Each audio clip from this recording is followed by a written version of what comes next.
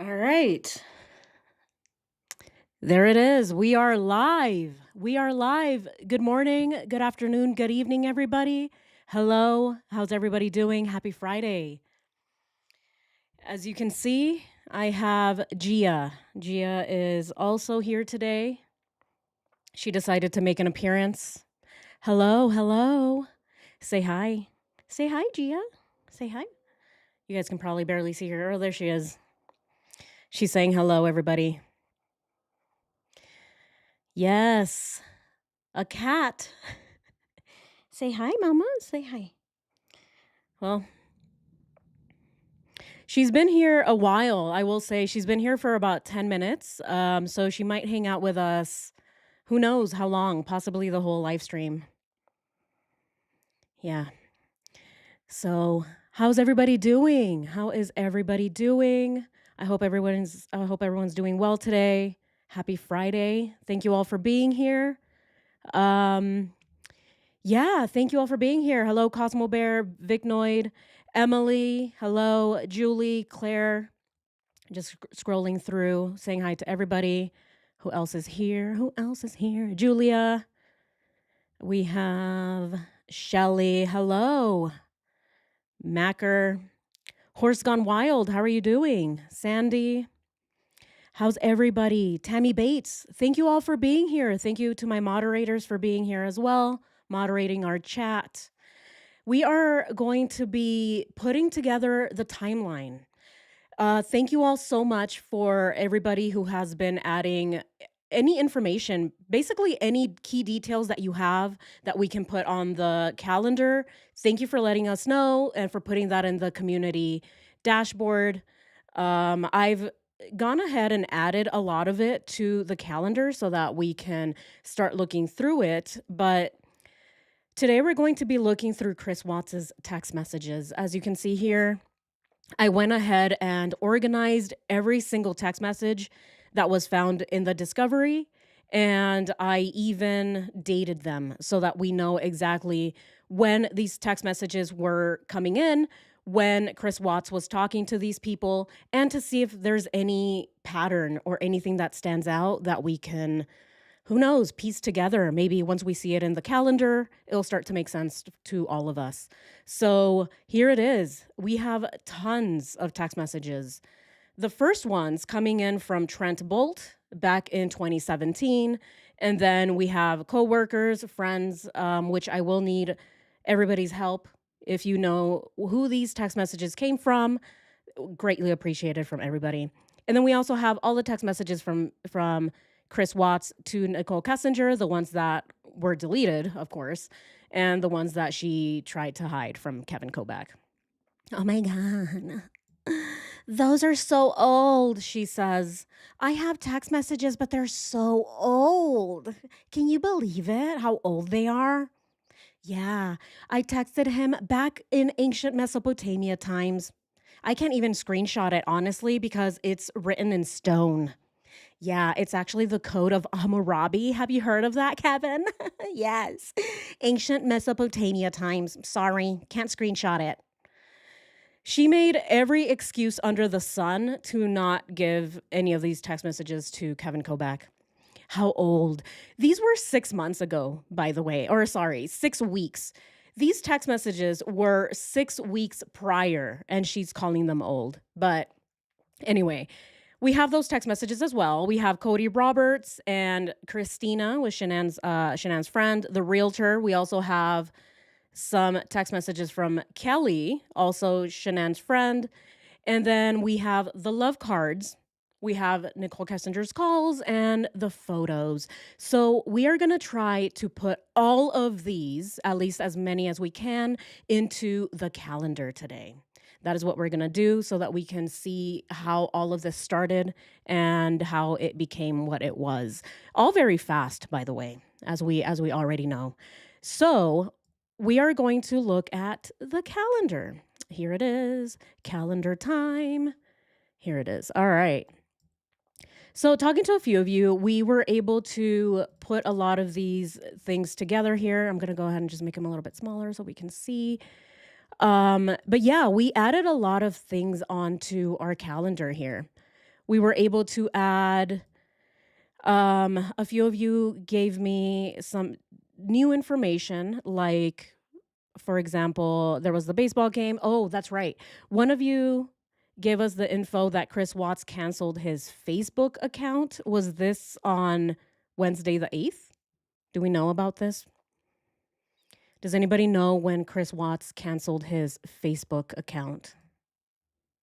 I'm just going to make myself a little bit smaller here so that we can see the whole calendar. There we go. Just a little production, live production. So yeah, here it is. Do we know the exact date that Chris deleted his Facebook page? Happy Friday, everyone. Hello and welcome. I think August 8th. Okay, cool. All right, so that's basically Chris Watts. It looks like he kept his Facebook page then all of July.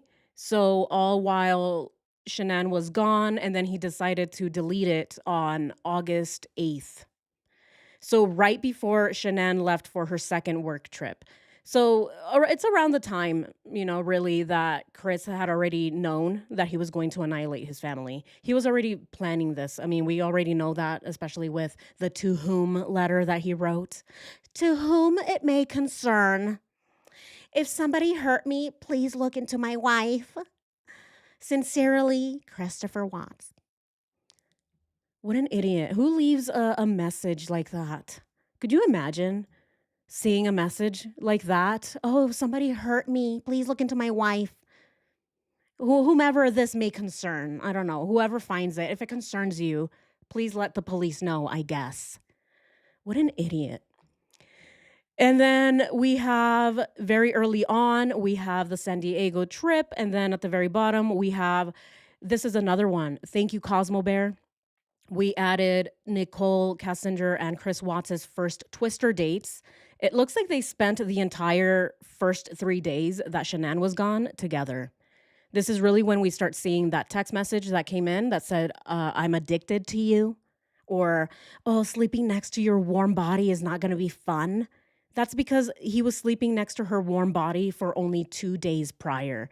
2 days, ladies and gentlemen, for 2 days, and he's already missing sleeping next to her warm body. Oh, I miss your warm body, my sexy empanada. You're so warm, I should put you in the microwave.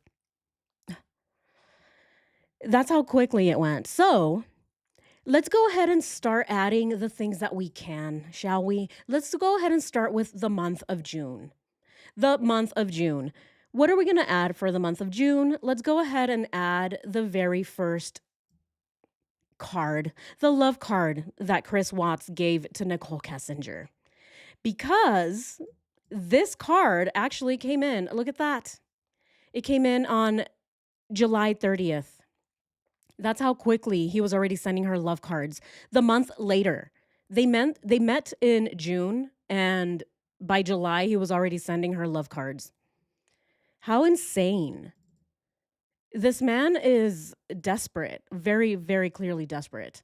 Then we have another one. We have another one here. This is the one that was sent to her on her birthday, which was July 3rd. It came in before the 30th one. So this is the first one that we'll probably put down on our calendar here.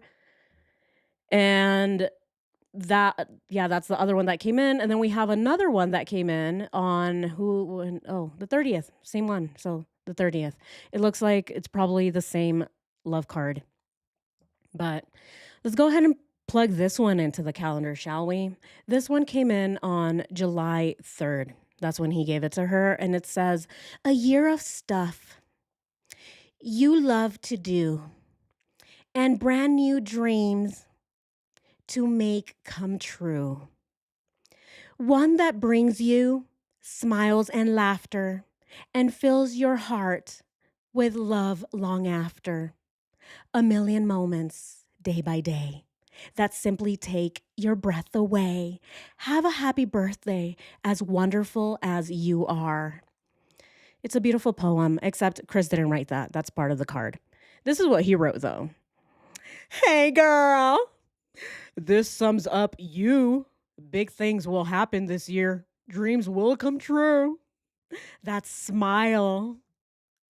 And then whatever that says. Some what does that say? Hat stare? Half stare? I guess he likes it when Nicole Kessinger smiles and stares at him like this. Hi, Christopher. That smile, though. Let me see that smile, Nicole. I guess that's what he likes. That laugh, that giggle. I miss your face. Call me Mac. My. That's what he likes, apparently. That giggle gets me every time, he says. Oh, that giggle gets me every time, Nicole. Wow. You are truly an amazing, inspirational, and electric woman. You're so electric. Yes, every time that she walks around her apartment because she has carpet, her hair just goes up in the air because she's so electric. All of that static. Electric woman, that takes my breath away every time I see you. Oh, my breath has been taken away. You are wonderful. Don't ever stop being you, Nicole. Happy birthday, Chris. And then at the very top of the letter here, it says, your energy is so insane. You heat me up, you make me melt, and then you cool me down like rain. So poetic. Wow, Christopher Watts. He is quite the poet. Look at this piece of literature. Oh my goodness. Your energy is so insane. How deep. You heat me up. You make me melt. Oh my God. He's comparing himself to a candlestick. And then you cool me down like rain. Purple rain. Purple rain. He's being cooled down like rain, he says. Oh my God, you heat me up and then you cool me down. Beautiful, beautiful. I wonder, is he a philosopher? Is he a poet? I'm joking, of course. None of this is beautiful. This is corny as hell. All of this is so corny. If somebody wrote me this, I would be cringing. I would be laughing, probably giggling, and I would say, please don't ever contact me again. This is cringe. You don't even know me. We've only known each other for a month, and you're already sending me this weird thing. I heat you up and then I cool you down like rain. What? This is crazy. What do you guys think about this? What do you guys think? Yeah, he Googled the entire card. Yes. Yes. ChatGPT didn't exist back then, so he had to Google words. How do I write a love letter to my girlfriend? How do I tell her that I like her energy? Yeah. She makes me feel some stuff that I like, I guess. Teenage cringe. Yes. This is all very teenage, cringy type stuff. This is something I would have gotten in high school, like as a date. Oh, will you go with me to prom, please? I like your fur. I like your backpack. It's very pretty. I like how bright purple it is in the sunlight. Will you go to prom with me, please? I like you. You're very pretty. No, I will not go to prom with you because you complimented my backpack. No. Liberal cat. Yeah. Yes, and this is just insane. But this is the very first time that we see Chris write this beautiful little love card to Nicole Kessinger. So the date was July 3rd. So let's go ahead and plug it in. Let's go ahead and plug it into July 3rd right here, NK birthday. So we already have the birthday. So let's just go ahead and plug in the birthday card, shall we? Let's go ahead and add the birthday card.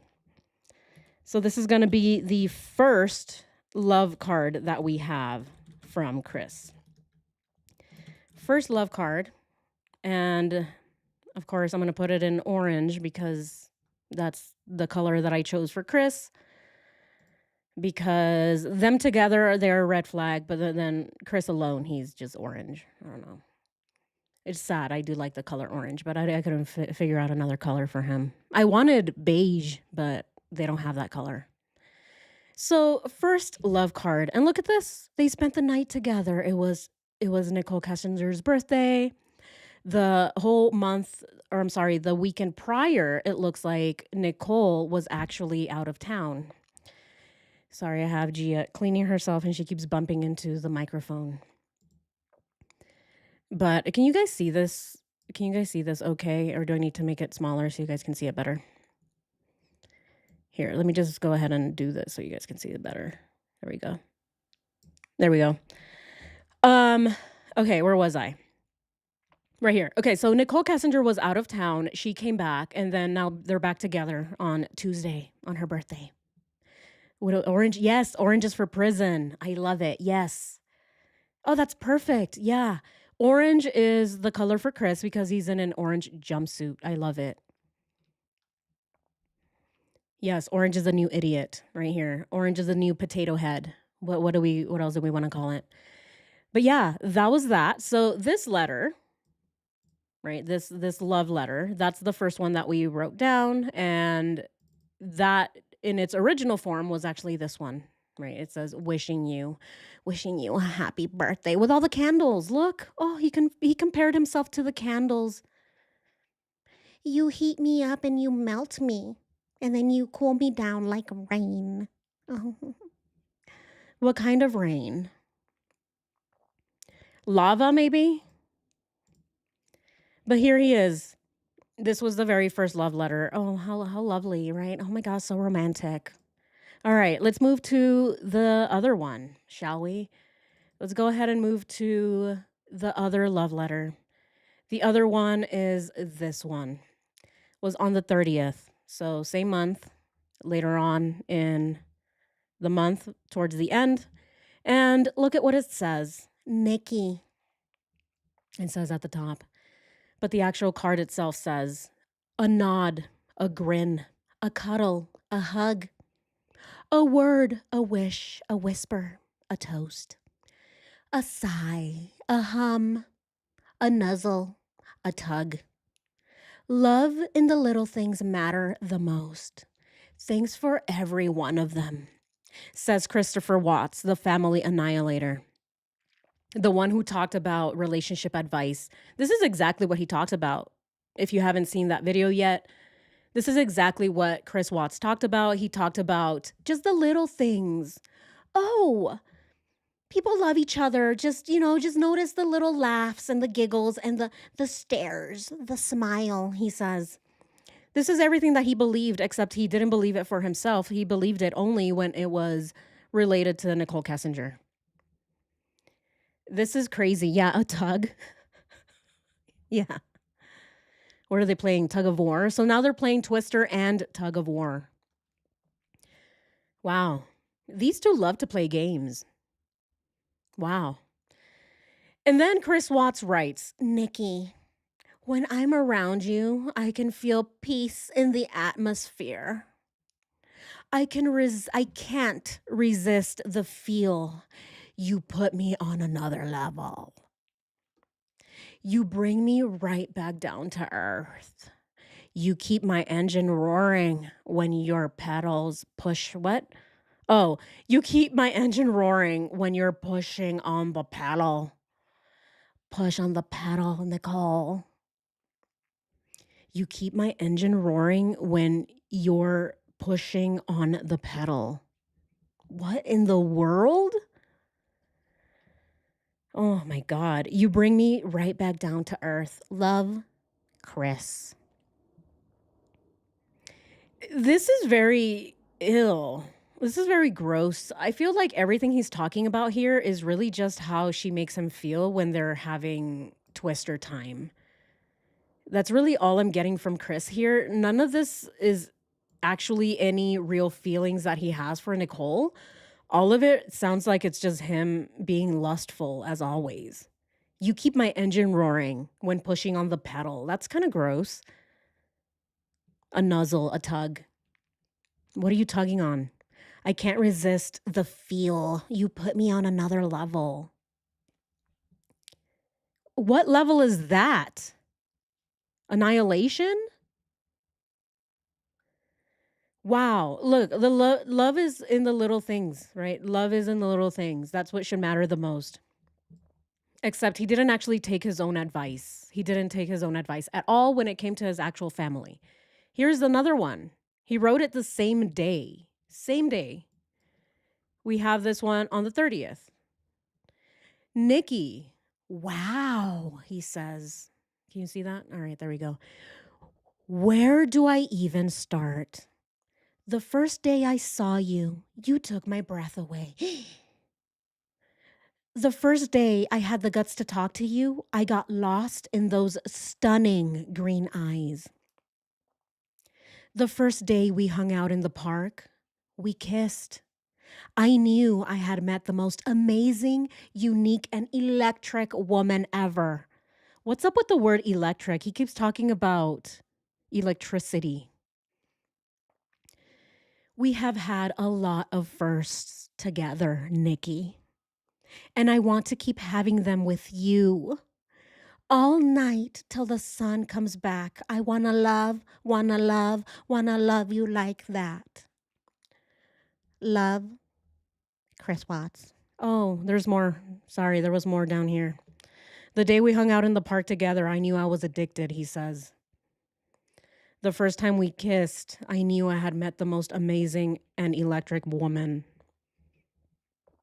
When did they hang out at the park? This is what I want to know. When did they hang out at the park? Here he's talking about the first day I had the guts to talk to you. The first day I had the guts to talk to you. What do we think about this? See, I've always believed it was Nicole Kessinger who came up to him and started talking to him first. But here he's saying that he had the guts to talk to her. What do we think about this? Those stunning green eyes. I got lost in those stunning green eyes. I bet he only got lost in those eyes because she was giving him attention. That's the only reason that he's writing this love letter. It's because this is the only woman that gave him any attention apart from Shan'ann. I think the first date, I think they did the same day that Shan'ann left before. Okay, so, all right, let's look at the calendar then. All right, so this is the month of June. When do we think that they went to the park? This is when they started emailing. So they had already been talking about some stuff, right? Because as Cosmo Bear mentioned, they were already talking about family and being honest with one another. So who knows? What were they talking about that Chris was honest to her about? Remember they sent each other those emails where she's like, "Oh, thank you for being so honest with me, Chris." And he's like, "Yeah, I'm a straightforward guy. I'm all about loyalty and commitment," says the cheater who is not committed. But this is when they were already talking. All right, so they went to the movies on July 3rd. June 26th. Okay. What do we think June 26th is? All right, they went to the movies on July 3rd. So they went to the movies on July 3rd for Nicole's birthday? Do we know that for sure? Yeah, he didn't say he first talked to her at work. Yeah. Chris Watts is ridiculously cringe. Oh, absolutely. All right. So then we're going to say they went to the movies. June 26th, Shan'ann was still home. Yes. So Shan'ann was still home on June 26th. So whatever was happening, all of this, the park had to have happened after, correct? Or maybe before, but Shan'ann was already getting ready to leave, right? They were both getting ready to leave for the trip to San Diego. June 26th. So Tuesday is when we believe the park happened. Okay, I'm just going to put here Chris Watts and Nicole Kessinger park date.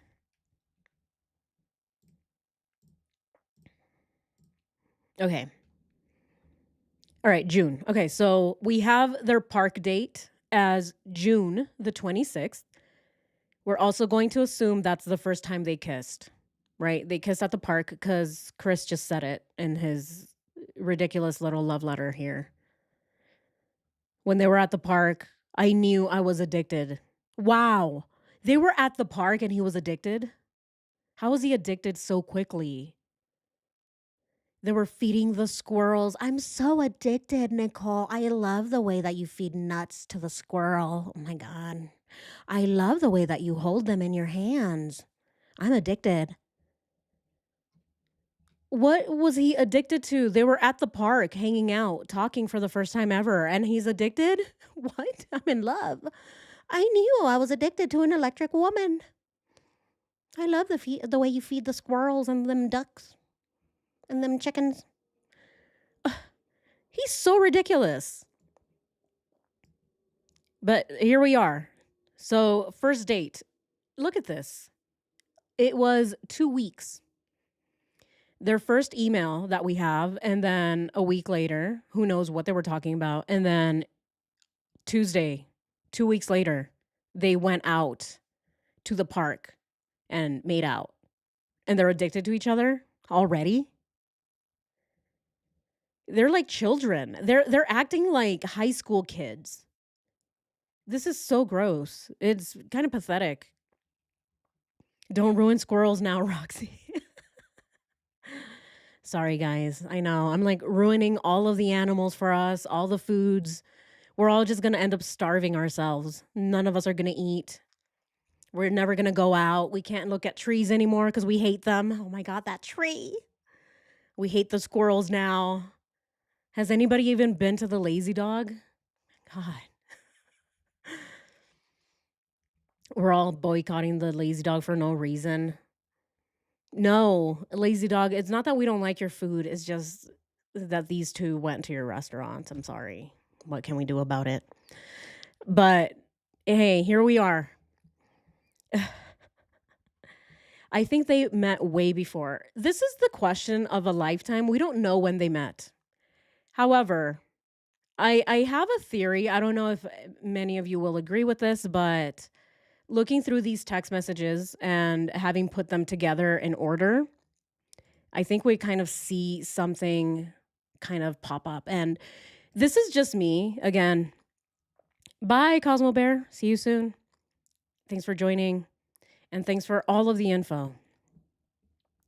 But here we are. So, looking through all these text messages and having put them in order, we see here that the very, very first text messages that we see are from 2017 and they belong to Trent Bolt.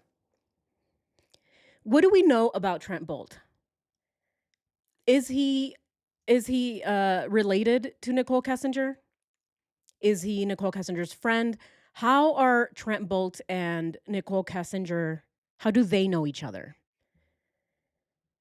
Because I think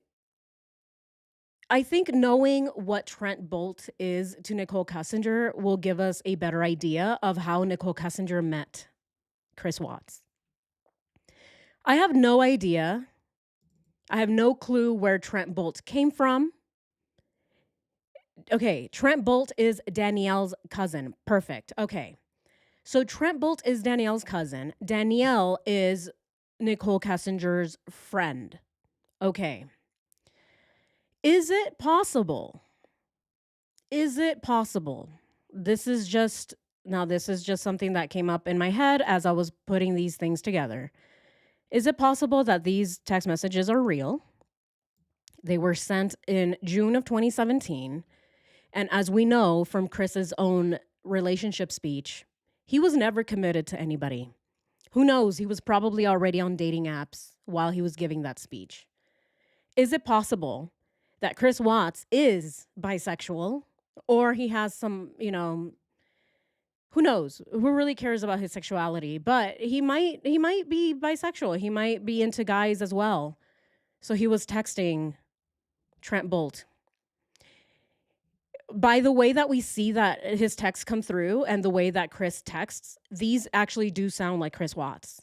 Sorry, it has been busy. I do kind of have a few obligations right now, but we can hang out sometime after I get back after the 4th. It sounds like something that Chris Watts would text. Does it not? And here's the other one. Let me pull up the other one. The first one that came in was in June 9th of 2017. It says, "Hi. Hi, who's this?" says Trent Bolt. "Chris," says Chris. "I figured. I just had to be sure. You're still up?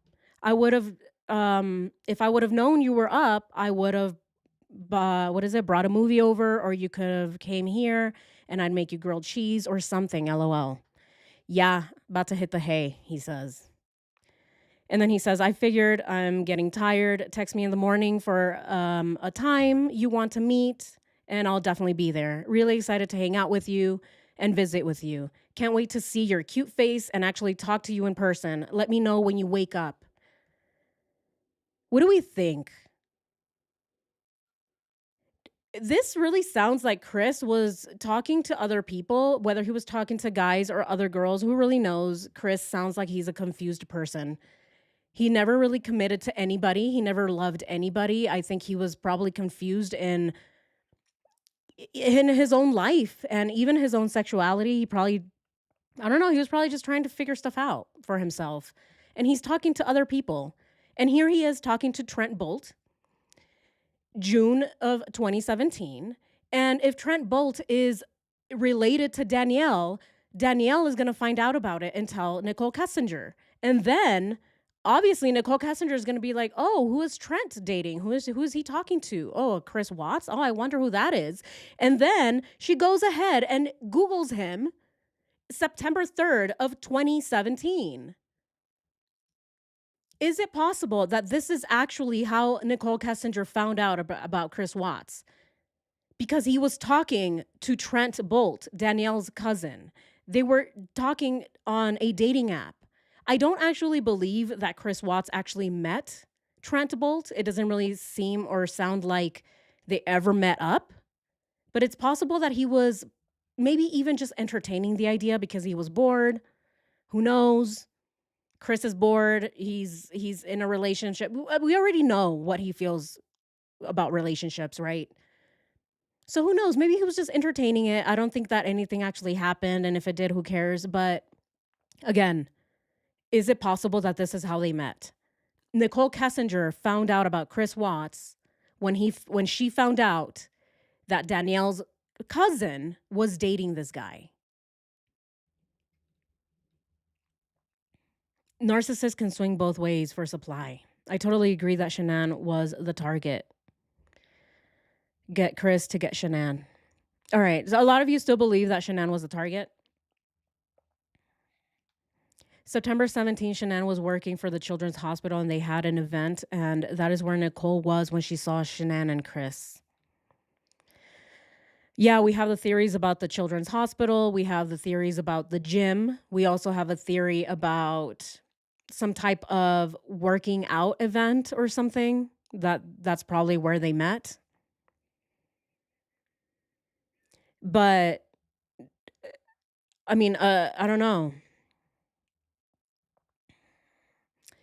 Michelle, Chris is not bisexual. In the prison interview, he was told about Trent and he laughed and he said, "I've never even thought about it."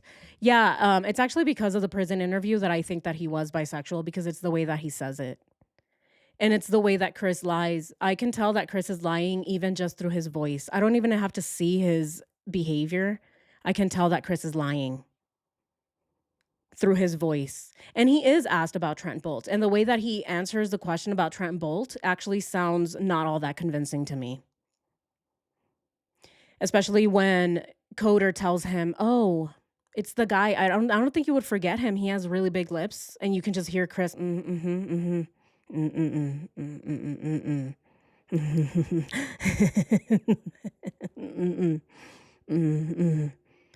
all that sounds like lies to me. Besides, yeah, as someone who couldn't accept himself, I don't think he would just come out straight up and say, "Oh, yeah, I was bisexual and I was already cheating on my wife way before I murdered her and before I met Nicole Kessinger." I don't think he would be the one to just go ahead and admit flat out that he was already talking to other people, men and women, in other dating apps. Because he doesn't want to come out and seem like a monster, like someone who never even cared about his family. He was already looking for other people while he was with Shan'ann.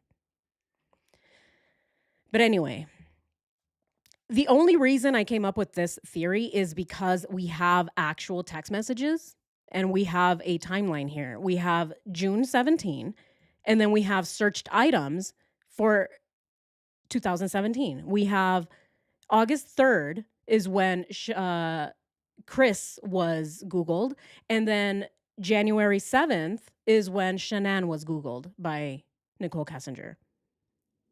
So this, if anything, this to me makes more sense. June 27, and then August is when Nicole Kessinger catches wind that Trent Bolt is seeing this guy. She's like, "Oh, let me see. Is he cute?" And then Trent will probably show her like, "Yeah, I met this guy on like Grinder or whatever, and like we're supposed to like meet, but he hasn't." And she's like, "Oh, let me see. Is he cute?" And she looks at him and is like, "Oh my God. Oh, he is cute. How did you get that guy?" And I keep getting guys like Sean. Ugh. How are you pulling those guys, Trent? No guys even want me. Well, that's mean. Well, if you meet up with him, let me know. And then she went and Googled him. And then she saw him and then she targeted him. Because in her mind, she's probably like, well, if he's desperate enough to date Trent Bolt, then I think he would like me more. He's married and he has kids, so I'm hoping that he's not fully gay. I'm hoping that he likes me too. This is what I'm thinking that was it going through her mind. Let me know if this is all insane to you, by the way. Please let me know if this sounds completely batshit, this theory that I'm coming up with. But to me, this actually makes the most sense. It really does. And then that's when she starts Googling the family and then the kids and then Shan'ann. And then she gets this idea that if Chris Watts is that desperate and that alone and lonely in his marriage that he's willing to date someone like Trent, then she also has a chance. And knowing probably that Chris never went through with it, he never met up with Trent Bolt. I think Nicole took that chance. I think she said, I think I'm going to go for it. This guy is desperate enough to leave his family for Trent. I think I can get him to pay attention to me and leave his family for me. And I think that's where she targeted him. Let me know. Again, let me know if I'm insane. Wait, how does she know Trent? Sorry. No good guy would want NK over Shan'ann Watts. Your theory could explain it all, and it could be completely insane. Bad thing we will never know. Exactly. It could be completely batshit crazy. But where did these text messages come from? These were in the discovery, by the way. And I do know that, detectives and law enforcement, they have to look into everything. So even if Trent was lying, but why would these text messages be here a whole year before Shan'ann or before, what is it? Nicole and Chris met? Why would there be a text message from Trent a whole year before Nicole Kessinger Googled Shan'ann and Chris? This is a text message from Chris Watts. It's his phone number. So this text message is real. This is a real text message, you guys. Where did it come from if not from Chris Watts himself? Now, we know that the second lady that came forward, Amanda or whatever, McMahon, there is no actual text message, nothing to prove that she actually talked to Chris. But we do have this proof with Trent. Why is he talking to him? Why is Chris texting this guy if there is no relation whatsoever? If we're not going to somehow think that this and this are related.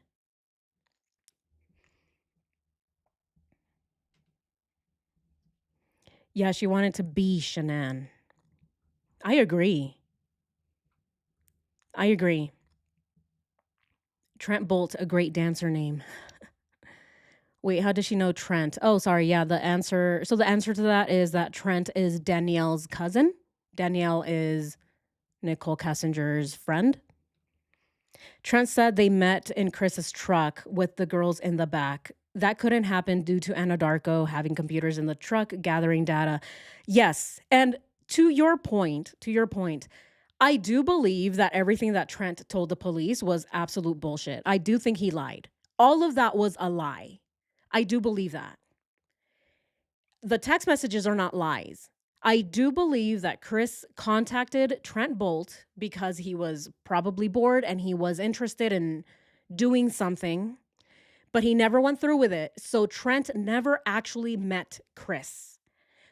But Trent, not only did he want his little 5 minutes of fame, he is also, obviously, he knows Nicole Kessinger. So who knows? Nicole Kessinger probably even put him up to it. So who knows about that? But I do think it's a lie. They didn't actually meet. I don't think that Trent met the girls. I think that's all BS. But I do believe the text messages are true, which makes me think that this is how Nicole Kessinger found out about Chris in the first place. Because of Trent. And those are the very first text messages that we see in the discovery. In the discovery, that's the first one that we see. It's the 2017 ones from Trent Bolt. So I think it's very important. I don't think that we should, completely ignore Trent Bolt's, whether it's involvement or whatever. We shouldn't really ignore whatever that is said, because I think it makes sense. If anything, to me, it makes more sense that that's how they met over than, a gym or a hospital. And for Nicole Kessinger to target somebody that she saw in a hospital or like at the gym, I think it's more far-fetched in my opinion. Because targeting someone who has a family, one, you don't know if this person really is committed to their family or not, unless you know that they are texting somebody else. So for her to be like, oh, I'm going to target Chris. I saw him at the gym. I think he's attractive. He's hot, whatever.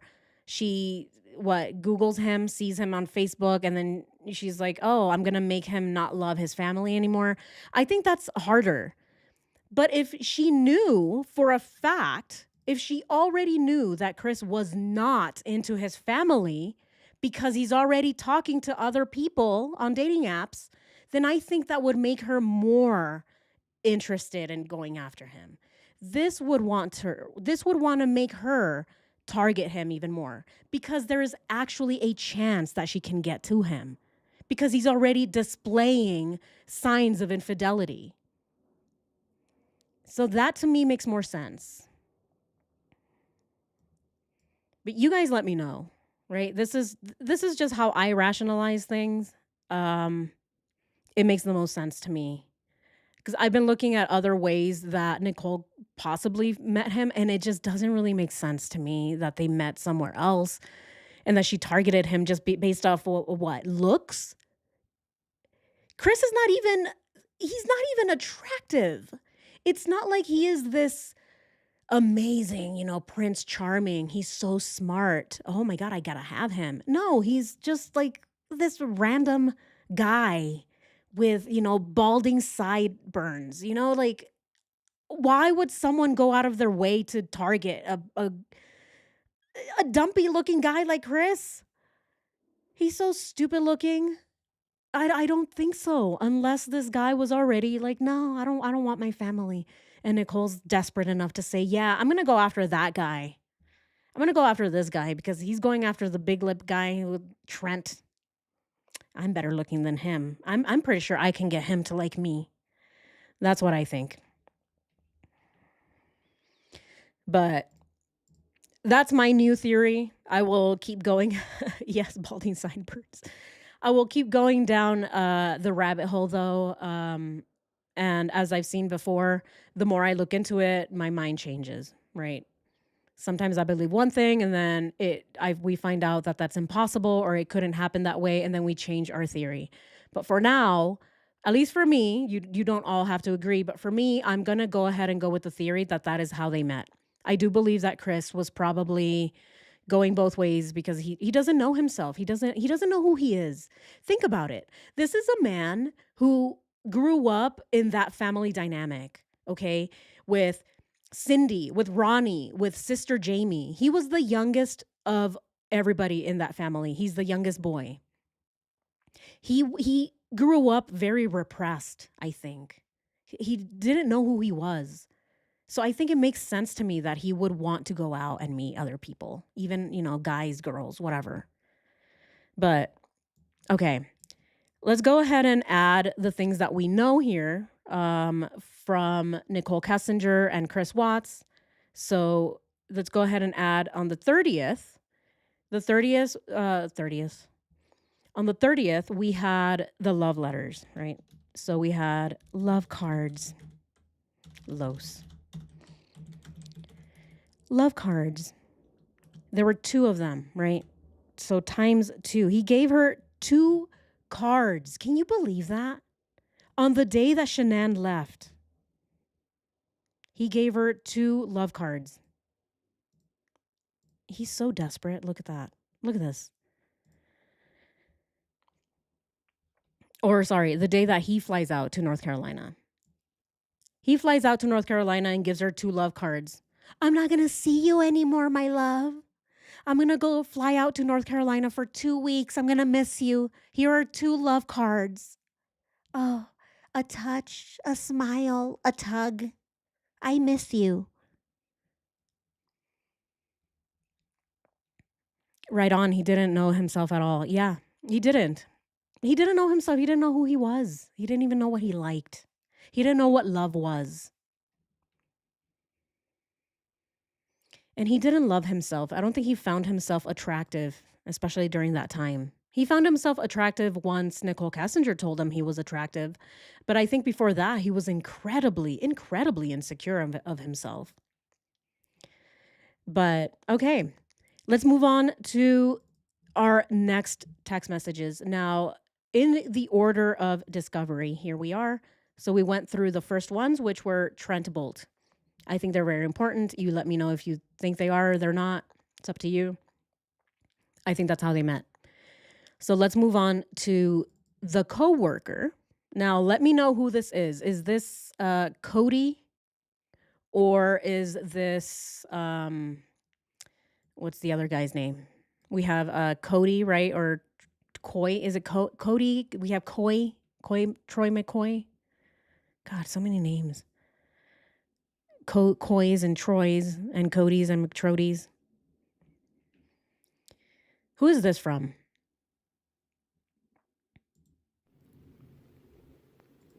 All right. So these are starting from February 3rd of 2018. And this is Chris texting a friend. Troy. Awesome. Thank you. All right. So these are from Troy McCoy. Troy McCoy, everybody. So we'll go ahead and update that. So Troy McCoy sent him this. Or sorry, Chris Watts and Troy McCoy were texting each other in these text messages here. So we'll just go ahead and watch. So do you know Chris went to any other wells before he went to this 319? That No, morning? sir, I don't. But if you guys need to verify that, you can check his Carta site. It is. It's called a Carta site, or actually, it's called a geotab nowadays. Oh, okay. Yeah, we do know Anadarko has that. a geotab, Yeah. inside of all of our vehicles. Okay. So it tracks everywhere we go, how fast we're going, whether or not we're wearing a seatbelt, if we take a call over. All right. Now we're in June. I stopped it here because now we're in June. June is when Chris Watts and Nicole Kessinger met. So June 15th, there is this text message that came in from Chris to Troy McCoy. The pipeline fire in Kansas. I wonder, is this where the theory came from? That they were going to blow stuff up? Police was really coming down on him hard about that. Troy is sus.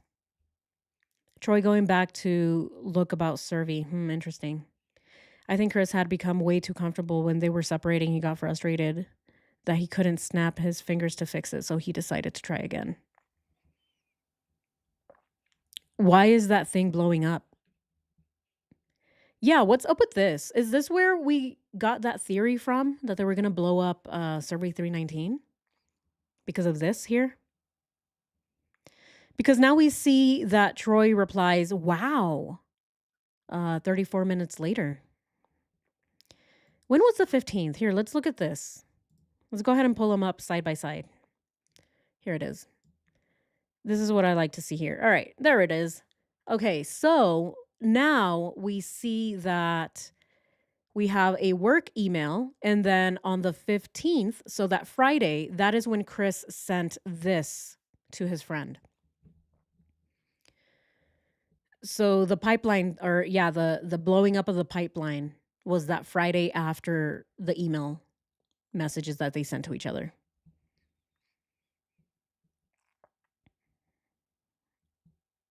So we'll go ahead and add that to the calendar, even if it's irrelevant. Oh, Gia's going away. So bye, baby. All right, she had a little nap on me. Now I'm all covered in fur. All right, guys.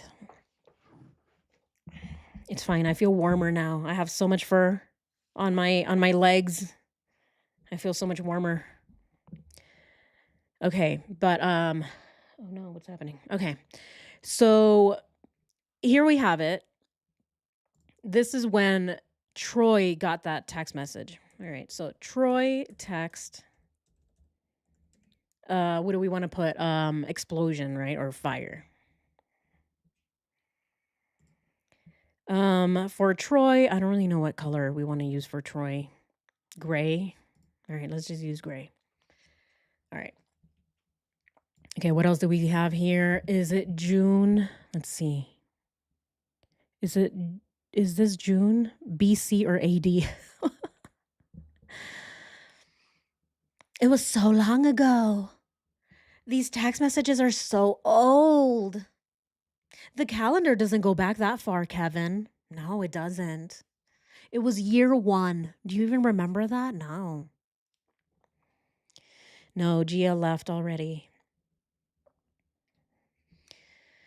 All right, so that is when that text message came through. So let's go ahead and keep watching the other text messages. Do everything, Okay. so. All right. Here, let me just rewind this a little bit. Okay.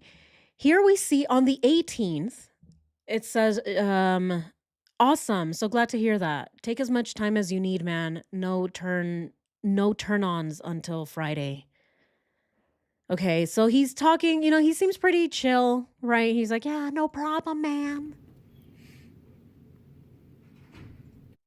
How do I find out what gear ratio is my truck? Take a picture of the tag on the rear end. Should be connected on one of the bolts. 10-4, are you off tomorrow? I'm working tomorrow. Okay, so on the 29th, Chris was working. All right, so here's the 29th. Where is it? Right here. So he was working. All right, so we know that. Troy McCoy got really freaked out during this interview. Yeah. I know a lot of us think that there's something going on with Troy because of his weirdness and his text messages with Chris. So is Rock? Okay. And here we have it on the 29th. He says 10-4, which is copy that. And then he says, I'm on PTO tomorrow. Forgot to tell you, I'll meet up with you for the fire sticks sometime tomorrow if that's cool. Okay. So now this is Thursday. This is Thursday of this. We're now in July, right? Or August, actually. We're now in August because now he's talking about not being at work on Friday, which is this day. So this text message came in on the doll picture day. And it also came in on the day that Shan'ann took off for her trip to Arizona.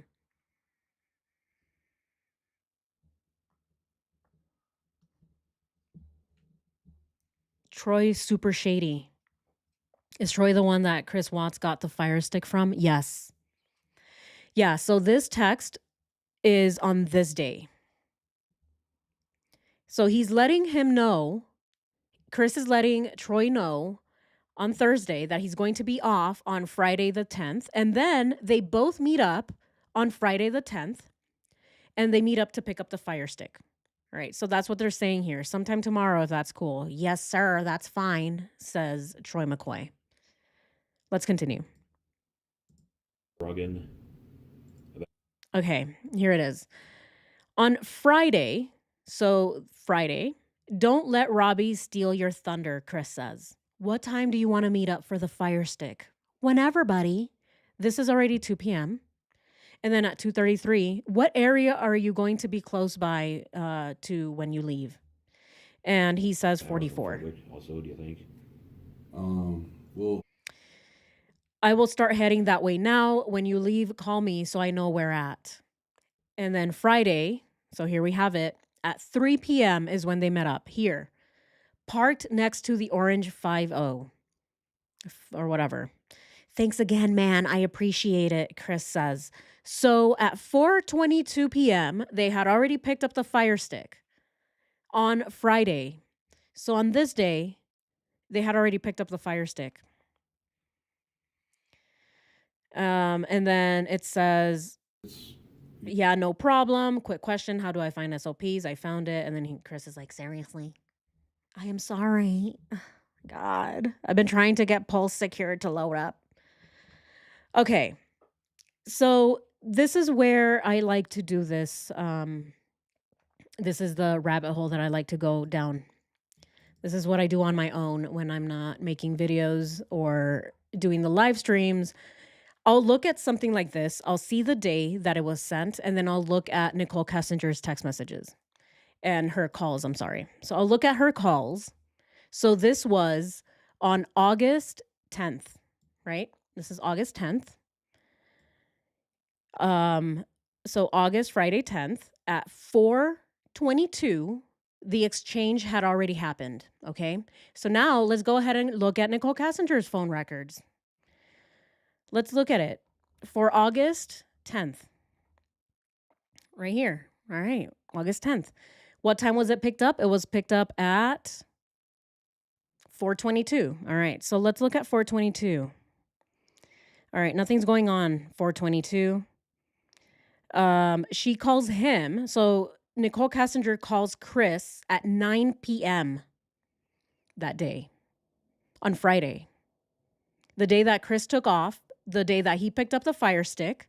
There are no calls from Jim and only one call from Nicole Kessinger to Chris Watts that day at 8:57 p.m.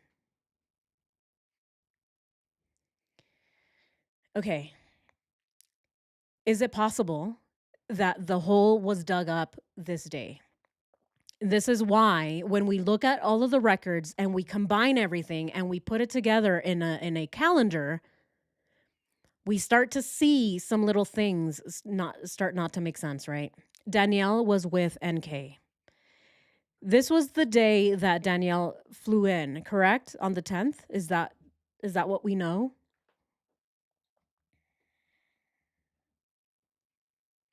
Was NK with Chris Watts when they caught the fire stick? Who knows? This is the thing too, is that Troy was being really weird when he was answering questions. He makes it does seem like Troy knew that Chris Watts and that there was something going on. I'm pretty sure. He already knew something was up. So who knows? But all right. So that's that. Okay, so now we know for sure Fire Stick was that Friday. No, they didn't talk to each other. And we think Danielle was with Nicole Kessinger, correct? Take your daughters to work day. They got to meet daddy's friends. Huh. Okay. Let's move on to the next messages. you go right down 52, and as soon as you get to Hudson, so Okay, I'm going to forward you the link. Don't delete it. Okay, LOL. Sent. Got it. Thanks, man. No problem. I should probably just go they all the wells and set AF to 30 minutes since I have it open, right? That's what Frederick to Brian would Hudson, I do. don't know how long it would take, sir. So you gotta go through Fort. And here we go. Now Monday. Monday at 1:13 p.m. I hope everything is okay, man. If you need anything, let me know. Cops are here, he says. I'm sorry to hear that, man. If it gets crazy and you need a place to stay, you know where, or you know you are more than welcome at my place. This is kind of crazy. I was reading these text messages and I thought this one was kind of weird, especially for someone who believes that his friend's family is missing. And he tells him, hey, if things get crazy and you need a place to stay, come stay with me. I don't know. To me, it sounds, yeah, like it could be that Troy is being a really nice friend or something. He's like, hey, if things get crazy, come stay with me. But also, if your family is missing, you wouldn't want to leave the house. You wouldn't want to be telling your friend, oh, come to my place. You would want to be going to their place because it's their family who's missing and it's their family who might show up sometime, who knows, at the house. So I thought it was kind of weird. I thought it was weird, but then again, I could just be looking too much into it. So I imagine that'd probably be about an hour. Thanks, man. I truly appreciate it. Truly, he says.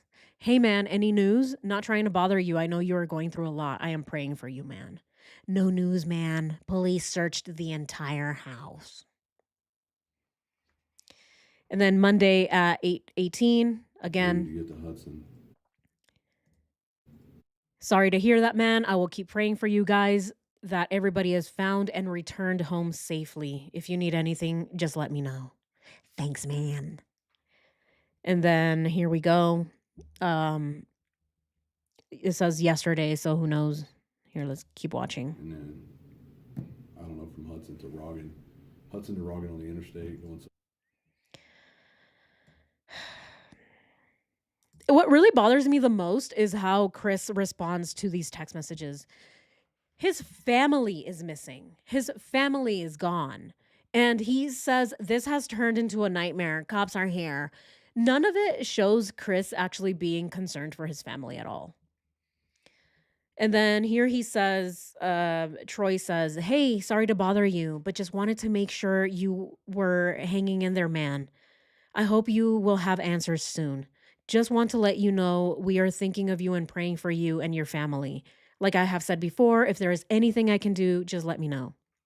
This has turned into a nightmare, says Chris. That is how he responded to that text message, by the way. He didn't say, oh, thank you.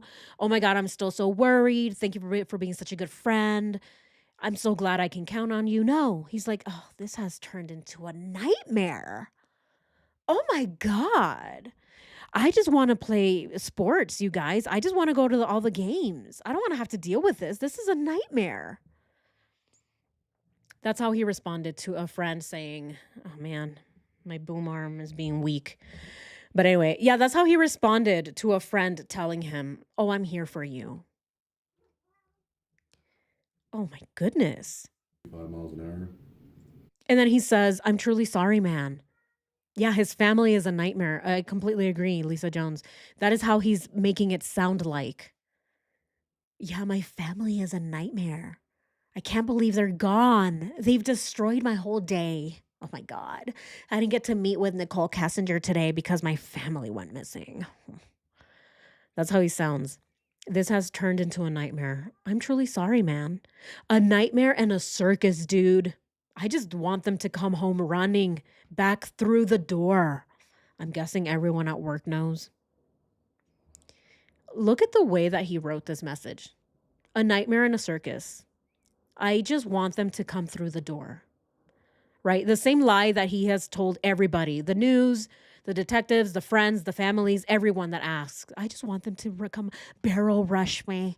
I just want them to barrel rush me. And then he follows with, I guess everyone knows at work. Oh man, I'm ashamed. Everyone at work knows.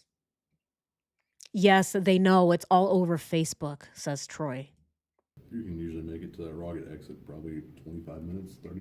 Some people have been asking what's going on, and I tell them I don't know anything other than what people are saying. I hope they can find them soon for you, man. If you need to get out of the house for a bit, you are more than welcome to stay at my place. Okay. I'm guessing, and then it's a little bit of a trek back into Serbia because Where is Survey from? Look at what he said. He said, "This is the scariest thing I've experienced." Scary because it's scary for him. Isn't that crazy? He's talking about how scary it is, but it's because it's scary for him.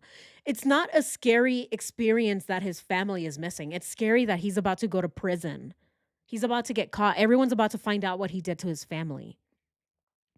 I can't even imagine what you are going through, man, says Troy. Do you have any family or friends there with you so you're not just going crazy? My friends Nick and Amanda are here. They've been here all day. The news crews too. Is it north or south of the interstate?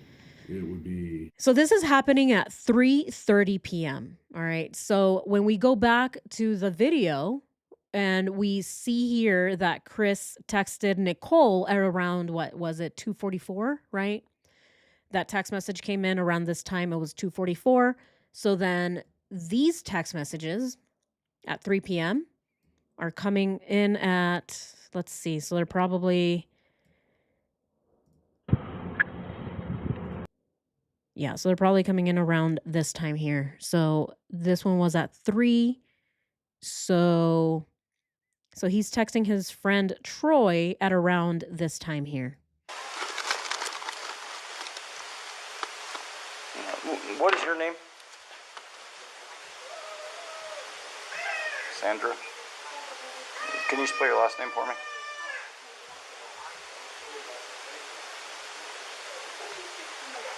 What is your date of birth, Sandra? What's your phone number?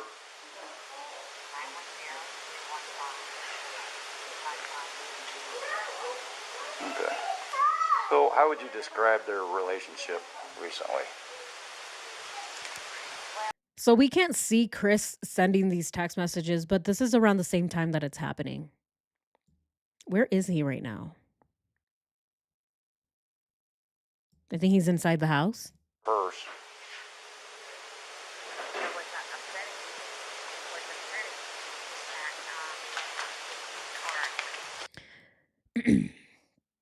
Oh, my bad. I think we're looking at we're looking at the wrong video. This is the video of the 13th. So this is actually, so this was coming in around this time.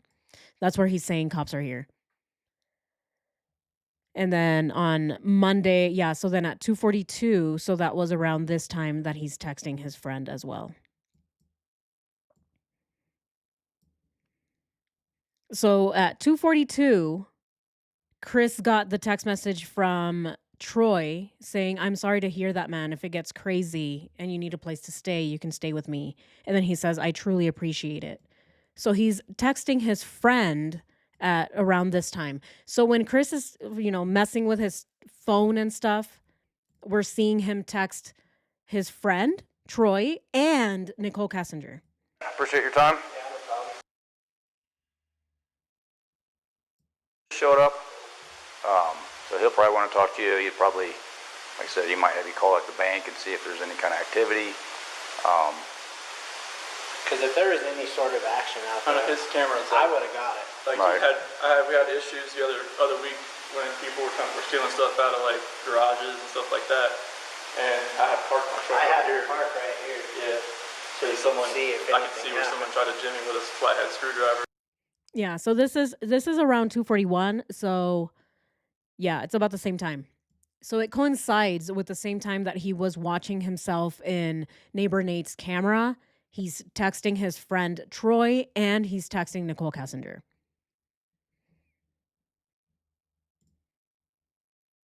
through Fort Lupton. So I imagine that'd probably be about an hour, maybe, to get to Hudson. And then, I don't know, from Hudson to Roggin. Hudson to Roggin on the interstate going 75 miles an hour. You can usually make it to that rocket exit probably 25 minutes, 30 minutes. Okay. I'm guessing. And then it's a little bit of a trek back into Serbia because Where is Survey from? So is it north or south of the interstate? It would be, all right, from the interstate. All right. So then he says, my friends Nick and Amanda are here. So that is in the other videos. So the other ones that we watched from Chris, it's the ones where they're being filmed from Officer Perez's camera. So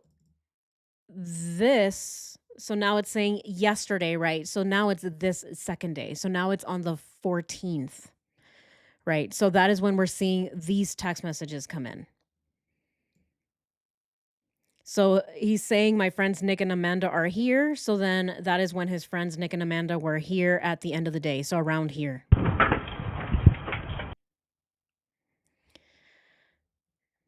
That's when he sent those text messages to his friend.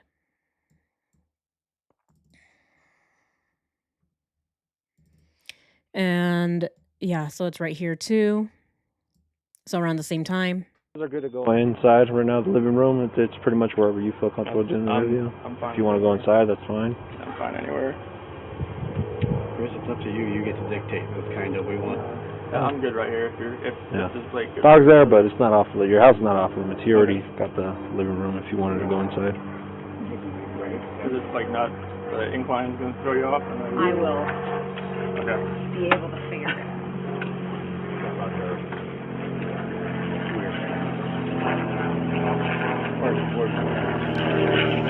All right. So we're seeing all these text messages. We're seeing the days that he was texting through with his friends and Nicole Kessinger. So now we know that is who he was texting on this day. He's been texting Nicole Kessinger and his friend Troy. And we can keep seeing here what they were texting each other. Because you go underneath the overpass, so I guess it would be on the north-hand North side. side. Yes. Yeah, because there's a little. And that was it. It just says, let me know and I'll keep praying for you. And that was it. Those were the only text messages. And we see that they are regarding mostly work, Survey 319, and the Fire Stick. That's mostly what the text messages between Troy and Chris Watts were about. So the Fire Stick, I still think that this is the day that they dug up the hole. What do we think?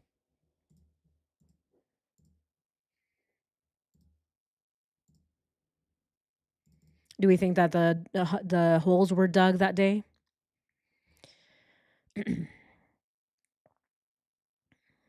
Who? We have to forgive who? Who are we forgiving? Love it when you cross-reference the videos and the texts.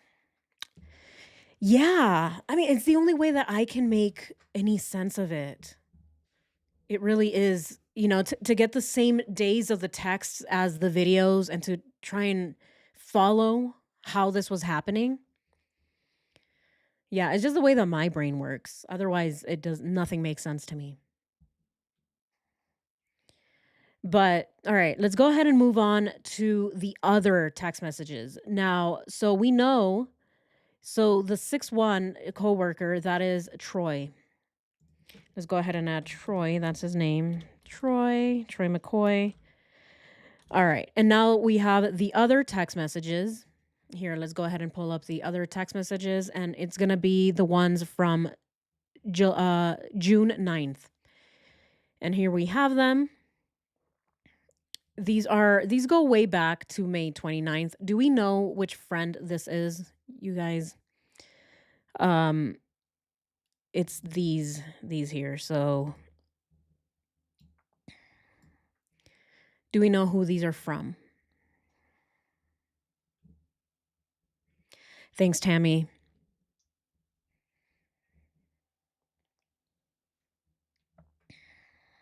All right, these are from May 29th, and then we start seeing here June 6th. Hey, do they normally take a while to get back to people about applications? And he says, yeah, they do. Unfortunately, they drag their feet. Is he talking about Anadarko here? Is Chris Watts trying to help his friend with applications to Anadarko? Is that what I'm understanding here? It's okay, just curious, so I know what to expect. I waited for over a month when I got hired. LOL, nice. That's what I I'm used to from the water job here. They took forever to hire replacements. June 6th. All right, June 6th. Notice there's kind of a pattern here, right? It seems like all of these text messages that we're seeing are around this time, right? So these are coming in around June 6th. So before before the emails between Chris and Nicole Kessinger, and then they just keep going. They're talking as if, everything's cool. Nothing going on here. So let's see it. Then we see Chris saying, "Happy Father's Day, man." Right? It still sounds like he's a normal person. Happy Father's Day. Thanks, bro. You too. Happy Father's Day to you as well, he says. Cool deal. Headed down to the lobby. Oh, okay. Who is this guy? Sebastian. No, that's not Sebastian. Wait, no, that's not Sebastian. Sorry, that's not him. Who is this guy? They went to San Diego together. Who's the friend? This is Chris Watts' friend. They all went to San Diego. Because he's saying Happy Father's Day. This is June 17th. So let's go ahead and look at the calendar. Let's look at the calendar. This is it. So June 17th, Father's Day. All right. And then they all head out to San Diego together, because now he's saying here, in this one here, he's saying headed down to the lobby, getting clothes on now.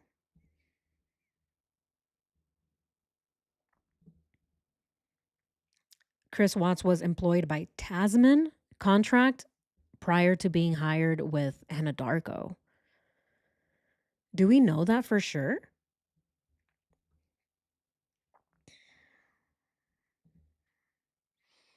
Cosmo said it was Chris Watts' phone number. Sebastian, that's her cousin. You can also disagree in silence. Oh no, is that the person that we put on timeout?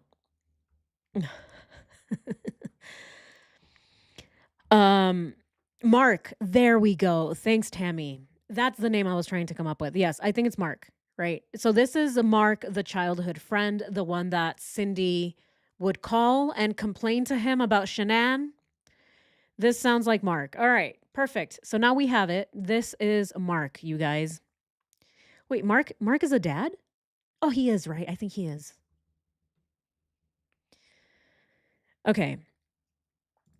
So now we start seeing the text messages between them when they went to San Diego, right? So let's go ahead and pull up the rest.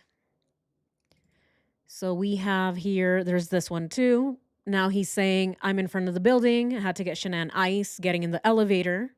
So this is all them talking to each other. They are in San Diego by this point. And as we know, we've seen the pictures of Chris Watts, and he has a butt face on when he's rubbing sunscreen on Shanann's back, and he has that face. That's because he was already talking to Nicole while they were in San Diego. But here he's talking to his friend Mark. It's not Mark? So it's not. So is this Mark or is this not Mark?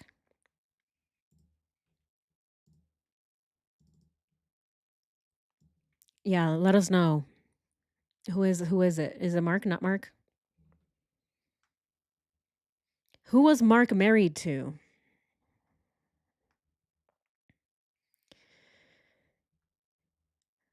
Yeah, see, so Chris says to this person whether it's Mark, we'll find out if it's Mark or not. So he says, lol, or lol, right?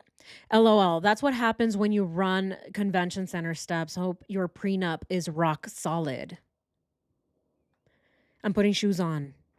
Shan'ann will divorce me if I get food without her. I will end up like the homeless guy yelling at myself on the street.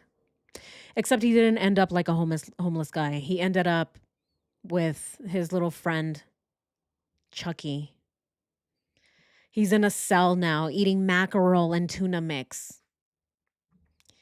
He's not homeless. He's living a better life. He has a roof over his head. He has cockroaches that keep him company. He has crazy women that write him letters every single day. So he's not like the homeless guy on the street, unfortunately. Eating off the plate with needle. Ha ha ha. LOL, we just rushed back from the gym just to wait. Going down the elevator. LOL, right. Where did you go? Here it is on Saturday the 29th. Saturday the 29th. It's right here, right? They're all there together. They're all hanging out. Let's keep looking at these other text messages. We have the 24th, right? They're just talking to each other again. You good, bro? I figured I would just text you in case you needed some sleep. I was 1/4 of the people there's this morning. It was 1/4 of the people there this morning. Okay. Great. Let's move on to the other messages. Okay, wait a minute. Okay, what is this one? Waiting on Mark to get out of the shower. So this is Mark. Who's texting from his phone? Who is this? Wait, was Mark with somebody in San Diego? I'm so confused right now.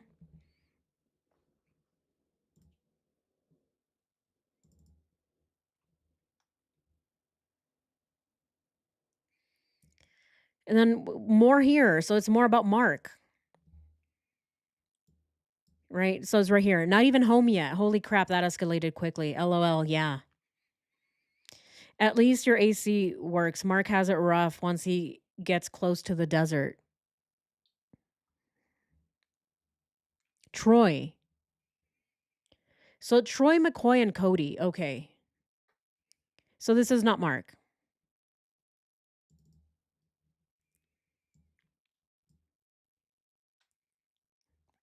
Yeah, I just want to know. Like Nicole Cassinger goes, "Ugh, I only knew like 2 people. I only knew Nick and Mark. Nick and Mark. I don't know anybody except for Nick and Mark. Wait, I'm sorry, who's Jeremy? I don't know who Jeremy is. I just know Nick and Mark. So is this Nick and Mark? No, it's probably Troy and Cody. This isn't Troy. Oh my goodness.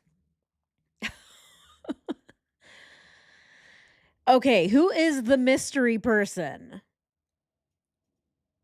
He was in the service stationed there, Rocks. Oh, yes, in the Navy. That's right. He has a friend in the Navy stationed in San Diego. Thank you, Tammy. Thank you so much, Tammy Bates. Thank you for all the information, you guys. I love doing this with you. Hey, even if we're wrong, we're here like, no, I think you're wrong. Oh, actually, I don't know. Hey, we're doing our due diligence here. So I love that we're doing this together. We're all confused, but some of us have some of the answers. So, hey, that's why we're doing this. We're doing this together. We're figuring it out.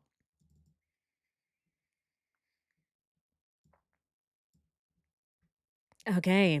And here we go. Now we're moving into July. Yes, thank you, Tammy. Thank you, Tammy. Thank you all. Yeah, thank you all for all the information. Yeah, we're figuring it out as we go, All right. Now we're moving into Friday, July 6th. He sent this text message over.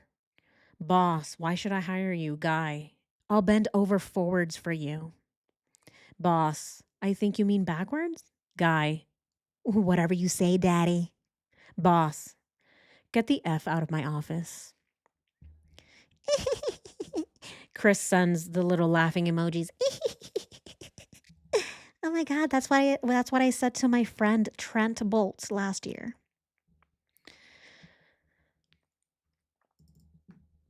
And then we go ahead and move on. More text messages. How's the bachelor life? Wait, what? Oh, yes. He's asking him how's the bachelor life because the family isn't around anymore. Shan'ann and the girls are away, right? They're away in North Carolina, working out a lot, picking up the weekend shifts, going by fast so far. Awesome, says the guy. And then look, Chris sent over the little working out emoji. I'm getting my macros, friend. Yeah, look at this. I'm working out. Yeah, no one's here to bother me. I'm working out. Except he wasn't working out. That's not the type of workout he was doing. He was playing a lot of Twister, which I'm sure, yeah, it's a workout, but it's not the workout that he was talking to his friend about. And then the friend says, "Hell yeah, this beach body, this is nuts. I'm picking up extra work as well. I put in a few more apps. I feel weird being in the house alone. I bet the beach body workouts are crazy. I've been trying to eat a little cleaner with no kids around. It's a little weird, but I've been keeping busy." Of course he's been keeping busy. Of course he was keeping busy. This is July, right? What day is this again? July. Um, when was it? Okay, it's July 6th. So, and now it looks like this one is July 24th. So, of course he was busy. He was busy with Nicole Kessinger by this time. Oh, I feel so weird without the kids around, but I'm getting a lot of stuff done. I'm so productive. I'm so productive, he says. And that was on the 24th of July. So here we go. On the 24th, Shan'ann was already gone. He's texting his friend, "How is the bachelor life?" I think that one's an important one to put down on the calendar because I think that's a very good question to ask. How's the bachelor life? Let's go ahead and add this. And this is um, bachelor life text. Because I think this is, I mean, Chris was already getting ready to feel that bachelor life. I think it was really ironic that he asked him, "How's the bachelor life?" Because that's exactly what he was about to have. "I'm eating jars and jars of asparagus." Yes. "How's the bachelor life, my friend? How is it? How's it going, Chris?" "Oh, I'm just pounding them fruits. Yeah, I'm eating all of the jars of asparagus. Yeah, I'm checking in, dialing on my macros, doing some laundry because the sheets are smelly. You know, the usual." Okay. Well, that's what he was doing. He was living the bachelor life already. More text messages, just a bunch of, random stuff. "Oh, it's hot. Yes, it's very humid. Oh my God, friend. Oh my God, isn't it so hot? Oh my God. It's rough out here. It's 63 degrees. Oh my God, wear a jacket. Aren't you cold? I run hot." Oh, okay. That's their conversation. That's it. We just gotta, pretend it's interesting. "At least your AC works." "Yeah, no, 105 is too hot for me." Oh my God, what the F, man? That's way too hot, bro. Yeah, it is. Yeah, it is. All right. It's way too hot. All right, let's see what other text messages here that are of any importance. There we go. We have another one now. This one says, here we go. "Morning, brother. You excited about the ultrasound today?" These are the ones. This is when it starts getting interesting because we're in August now. We're in August 8th. So let's go ahead and move to August 8th. Where is August 8th? Let's fast forward right here. Look at that. The same day that Chris Watts canceled his Facebook is also the same day of the ultrasound. Isn't that interesting, you guys? That's interesting.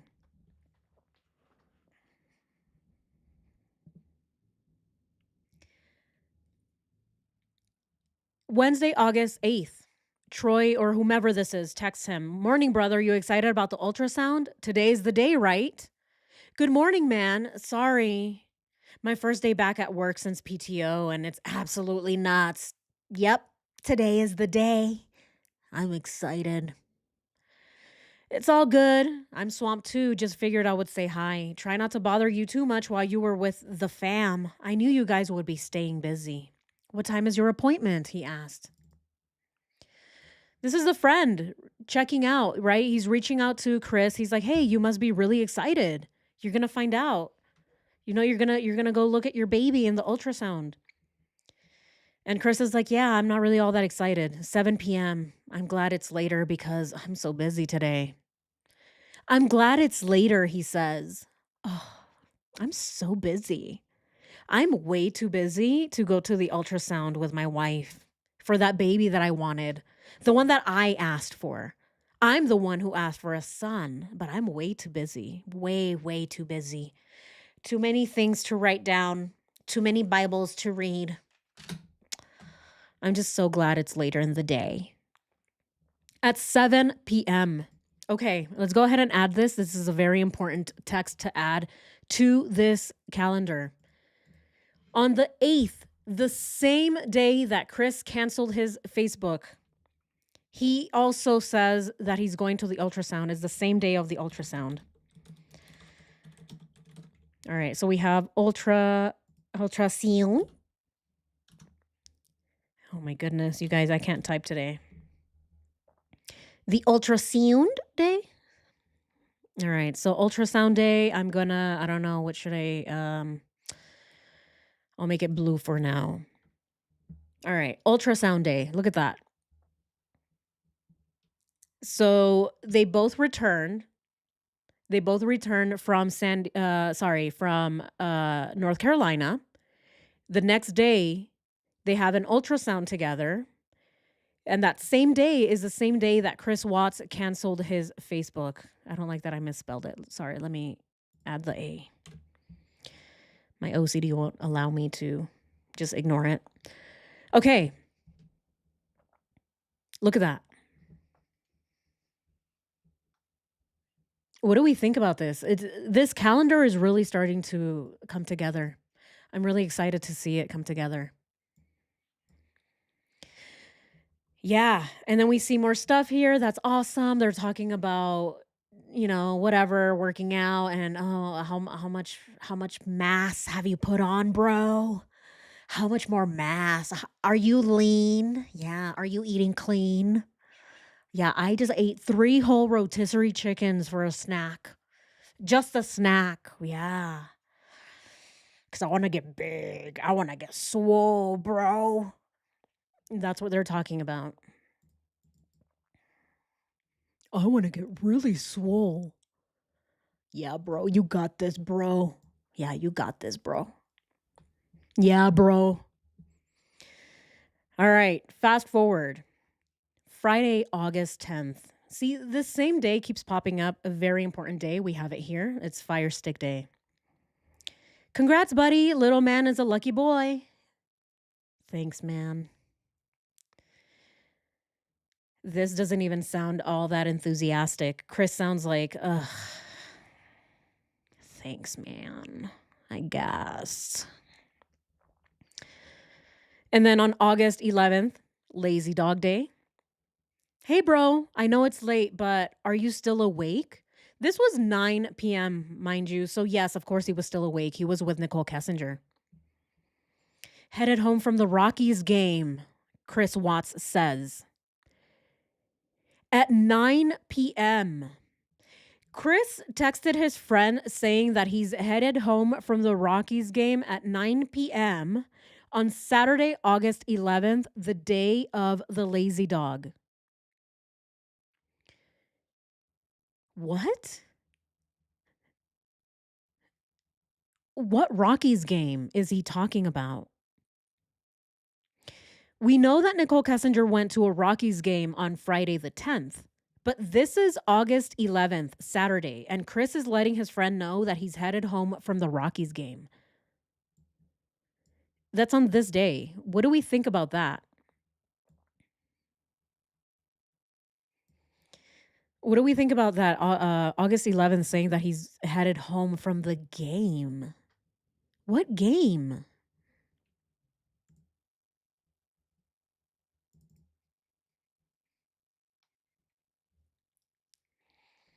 Oh, nice. Drive safe. When you aren't driving, let me know. I have a question. Now, as we know, right, let's go ahead and pull up Nicole Kessinger's timeline as well. This is August 11th. Let's go ahead and just look up August 11th. All right. August 11th at 9 p.m. August 11th at 9 p.m. Oh, look at here. Okay. So there was an incoming call from Chris to Nicole at 10:31 p.m. And here he's telling his friend, "What's up, bro? Sorry, I passed out once I got home." Except he didn't, because he was talking to Nicole Kessinger. See, isn't this amazing? Actually putting all of the evidence next to each other. It's a lot of work, let me tell you. It is a lot of work. It took me a few days actually to look through all of this and organize it in a way that makes sense to me. It might, who knows, it might still be all unorganized on your end, but it's a lot. It's a lot. And even still, I think that it does work to see both things side to side like this. Because here we see very clearly, we already knew Chris was lying to his friend. We knew that he was talking to Nicole Kessinger. He's obviously lying already. But it's right here, right? Oh, nice, drive safe. Except he's right here talking to Nicole Kessinger at 10:31 p.m. And at 2:10 p.m., he called her, right? So earlier that day, he was talking to her, and then at night, he was also talking to her for 51 minutes. And the next morning, even on the 12th, talking for 30 minutes. So he lied to his friend, told him, "Sorry, I passed out," but he was having a full on 50-minute conversation with Nicole Kessinger. We need to put this on the calendar too. Yes. All right. So we want to, which one? What do we want to put on the calendar? All of this. Hey, bro, you're still awake? All right, yeah, let's go ahead and add this to the calendar too then.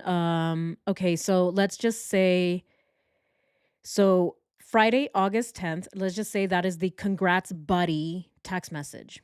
All right, so here it is. All right, so this is the congrats buddy text message. Congrats buddy. That's when Chris says, "Thanks," because he's not enthusiastic at all. All right. What's next? Headed home from the Rockies game. So that's when Chris said, "I'm headed home from the Rockies game." Let's just put headed home Rockies text. Is it real? Is it true? Who knows? Let's just put it on there just to see all of these little lies, whether they're real lies or what, but we'll see. All right, what else? "Sorry, bro, I passed out once I got home." What was the question? I wonder. What question was he trying to ask? Let's see if we can find that text message. Here it is. All right. So he was trying to ask, "It's all good, man. No worries. I know the girls talk, but I wanted to make sure that you were really okay with us crashing your house if need be." Okay. Yeah, that's cool, man. "I know that 5 people invading life is a lot and want you to know that neither of us would be upset if either of you guys didn't want that. LOL, it's totally cool with us, man. I really appreciate it," he says. "I'm pumped for the move. Would have liked to have a job with you, but True Value has..." And then he goes on to say, "But True Value has a lot of room for growth." That's awesome, man. When do you think you will be making the move up here? "I'm taking an educated guess at a month, give or take a little." Copy that. The Rockies game was crazy. Down 2-0, bottom 9, and get a 3-run walk-off. I saw the highlights on ESPN. What a great moment to be at. I've only been to 2 moments like that. Chris says, "It was epic." Okay, so Chris is talking about a football game that he says he went to. Did he actually go? Yeah, Lazy Dog is already there.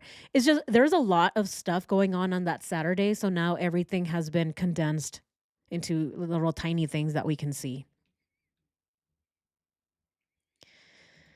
But yeah, so this person was wanting to work with Chris at Anadarko. He ended up not getting the job, and so he's now working at True Value instead, is what it looks like. So he's working at True Value, and he tells Chris, "Oh, I wish I could have worked with you, but it's fine. This is good too." And Chris is telling him about the game being epic. Is that a lie? Do we know for sure that Chris went to a game? Because I didn't think they went to a game on Saturday. Hey, bro, Cassie asked me if I heard anything from Shan'ann today. So we are now on August 13th. August 13th. So before we get into the August 13th text messages, let's just go ahead and take a look at the calendar. Let's go through anything that we have seen before we go into August 13th. So we have ultrasound day. Chris canceled his Facebook account. He also sent the doll picture the same day that Shan'ann took off for Arizona. The following day, the same day of the Fire Stick, Chris gets his congrats text. Chris is not happy. Nicole Kessinger went to the baseball game. This is the same week that Ronnie takes off. Very interesting. And then here we have Saturday. All right, this was Chris's weight loss journey. That's when it ends. This is when Chris says that he was headed back home from the Rockies game. It was also the lazy dog day. And it's also the day that Nicole Kessinger Googles Saratoga and Googles three-way twister. All right. He didn't go. He lied. No, it was a lie. They went to the lazy dog. Sorry, did I say football? Oh my gosh. Yeah, sorry. Did I say Rockies is a football game? I meant baseball game. Sorry. Sorry, guys. Nicole Kessinger was also asked about the football game. She was asked about whether the Broncos were playing or not. And then she says, yep. Yeah. Yeah. But of course, we know that's a lie. The Broncos were probably playing at the Lazy Dog, and so were the Colorado Rockies. They were playing at the Lazy Dog, and that's probably what he was watching, and that's what he's telling his friend. But so they didn't. So he lied. He told his friend that he was going to the Rockies game, that he was headed back, but he wasn't. He was actually at the Lazy Dog. And then he lies and says, "Oh, I fell asleep." But in fact, they were on the phone. They were on the phone the entire night. It is right here, 10:31. They were on the phone for 51 minutes. So they were on the phone until 11 at night. Until 11 at night. So he lied about it.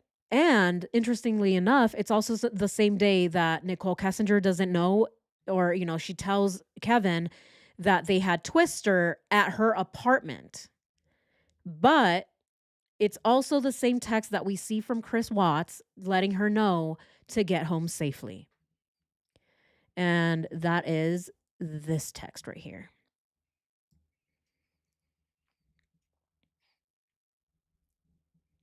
So, what's going on? Get home safe, my sweet empanada. This was here, right? But this was on the day prior. And now we have all of this other stuff that he's lying about. Yeah, he went to the Lazy Dog. Yep. Did we put the day he took down Facebook? Yes, we did. Yes, we did. It's right here. Right here. So Chris canceled his Facebook on ultrasound day. He planned it. The Rockies game was the light he used so he could get a babysitter. Oh, yes. And go out with NK. All right. So, okay. Jeremy, I invited him to the football game Broncos were playing. Rocker, I put a note in my wallet because of my ex. Yeah. Don't forget the credit card. Oh, yeah. It's also the same day that he used the credit card. So, yeah, look at everything that is happening, just even between the text messages between his friends and the love cards, all of it, it really ramped up in July. But once we see the actual calendar, we see it ramp up. In reality, it ramped up the last week of June. The last week of June is when we see Chris already addicted. They're both addicted. It looks like they're both addicted to each other. Look at this. And then we have August.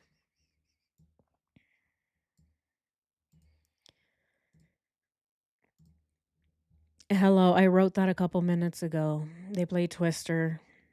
Can you imagine listening to her nasally voice? Gosh, I just lost my Wi-Fi and had to shut it down. Yes, July is a big month. Yes. So we know that Saturday was Lazy Dog. He lied to his friend about the game. It was actually Lazy Dog, and he also lied to the babysitter. So that's how he was able to get the babysitter to come over and watch the girls. And then he took off with Nicole Kessinger in her car, is what it sounds like. Is really what it sounds like. He took off in her car because then Nicole Kessinger says, he came over, we did it, we went over there, we came back, we did it again, and then he went home. But she doesn't know how he went home. No one saw Chris leave his house in his car. Was he picked up? I think he was picked up by Nicole Kessinger. I think that's what happened on Saturday. And they went to two Lazy Dogs. Okay. So let's go ahead and continue now with the friends' text messages. We are now at August the 13th, which is the day of the murders and the day that Shan'ann and the girls went missing. And we have these text messages now. So he's saying, hey, I talked to Cassie. Where is Shan'ann? Have you heard of her or heard from her? Chris says, I just talked to Nikki. Shan'ann went to a friend's house with the kids today. I haven't heard from her since. I will keep you updated, though. Okay, the girls are worried, he says. I know. I just saw Nikki on the doorbell camera. Notice the way that he answers these text messages. Yeah, the girls are worried. Oh, I know. Yeah, I know. There are people at my house. Yeah, I guess people are worried. He's the only one not worried, guys. He's literally the only one saying, oh, yeah, I know. It's so weird. Everyone is worried except for me. It's crazy that they grilled the babysitter 100% more than they did NK. What's up, Angel? No worries, no worries. This is a long live stream. We have a lot of information to go over. But yeah, this one here, I know I just saw Nikki on the doorbell camera, he says. Oh my God, people are so worried. How do I know? Because people are showing up at my house. Yeah, that's how I know people are worried. Oh my God. Everyone seems to be very worried. And that was it. This was at 11:22 in the morning. No more texts. The next morning, on the 14th, the friend reaches out to Chris again and says, any word? How are you doing? No word at all, man. I know the cops are getting the missing person report ready. I'm at home, sick to my stomach, he says. I'm at home, sick to my stomach. Are they going to find my family that I murdered? I'm at home, sick to my stomach. I'm worried because I might never talk to my girlfriend ever again. I'm sick to my stomach because Nicole Kessinger doesn't text me anymore. So ridiculous. All right. Now, let's go ahead and see if there's any conversation between Nicole and Chris at the same time that he's texting his friends. I'm so worried. Oh my God. Ugh, everyone is worried except for me. All right, here we go. We have The 13th, so okay, here we go. On the 13th at 11:22 a.m., let's go ahead and look at this. Yeah, here is a phone call, but all of these are between Nicole Kessinger and Jim. But the day before, we have the 111-minute phone call, and then we have on the 13th, Chris is talking to Nicole starting at 5 p.m. So here, right here, we see that Chris was talking to Nicole on August 13th at 11 at night. And we already know from our other text messages that they went on until like 2 in the morning on the 13th. So when he's texting his friend the next morning, any word, sorry, man, not at all, I'm sick to my stomach, it's because he spent the whole night prior, as we see here, the whole night prior talking to Nicole Kessinger. No wonder he's sick to his stomach. They spent 50 minutes, 52 minutes, and then in all of our other text messages with her, the same thing, right? They were talking forever. So of course he's sick to his stomach. Nicole Kessinger and him were talking about the cops being at his house that day. This is insane, you guys. Oh my God. And the thing is that this guy has the audacity. He's lying to his friends. He's literally like, hi, Nicole. I miss you, my sexy empanada. You're so damn sexy. Oh, hold on. Someone is texting me. Hold on. Sorry, I'm asleep. Do you not hear me snoring? I'm asleep. Sorry, I can't answer this. Hello? Hi, my sexy empanada. Oh, you're so damn sexy. That's what he's doing. He's ignoring his friend's text messages because he's on the phone with Nicole Kessinger. FaceTiming, doing laundry together, whatever it is that these people do. He's like, yeah, no, my friend is texting me. Ignore. I'm just going to tell him I fell asleep. It's okay. When the whole time he was calling Nicole Kessinger, FaceTiming, chit-chatting. Oh my God. Who was that boy that was running up and down the stairs, Christopher? You didn't tell me about him. Who's that lady that called the police? Oh, that's Nicole Atkinson. Why didn't you tell me about her? Why didn't you tell me that Shan'ann had, or that woman, why didn't you tell me that that woman had an ultrasound that day? This is really why I believe that Chris was having a panic attack, because Nicole Kessinger was grilling him on everything that he messed up on. What do you guys think? Evidence laundry. He is so disconnected and creepy. Exactly, liberal cat lady. He is so disconnected. Did we have the pool party on the calendar? Let's see. Yeah, we do. Definitely. It's one of our more important dates here. Do we? Oh my goodness. No, that was on. Yes, we do. It's right there. Barbecue. I have barbecue. I guess I should switch it up, right? Should I put a barbecue / pool party? Just for everybody. Pool party. All right, sweet. There we go. Okay, that woman. That was so sad. Shan'ann reached out for him, but he didn't want to hold her hand. He already knew he had no interest in his baby boy. That is so sad. That is so sad. Love this creator, Rocks and group. Aw, thank you, Rhonda. Thank you so much. I'm glad you're here. Glad to have you join. If someone ever calls me sexy empanada, I'm going to run fast. Yes. Yes. Hello, my sexy burrito. Could you imagine? When has a burrito ever looked sexy? I love burritos, but I don't think food is sexy. It's kind of weird. Thanks, LA woman. Oh my God, look at this asparagus. Look at how wiggly it is. Oh my God, it's so sexy. Look at how much it wiggles. Who thinks food is sexy? That is so weird. Oh my God. You look like an attractive egg omelet. Oh. Imagine being called an egg omelet. Oh my God. You are so good looking. You look like an omelet. I love omelets. I would run the opposite direction. Like, are you a cannibal? I'm not an egg. Please don't eat me.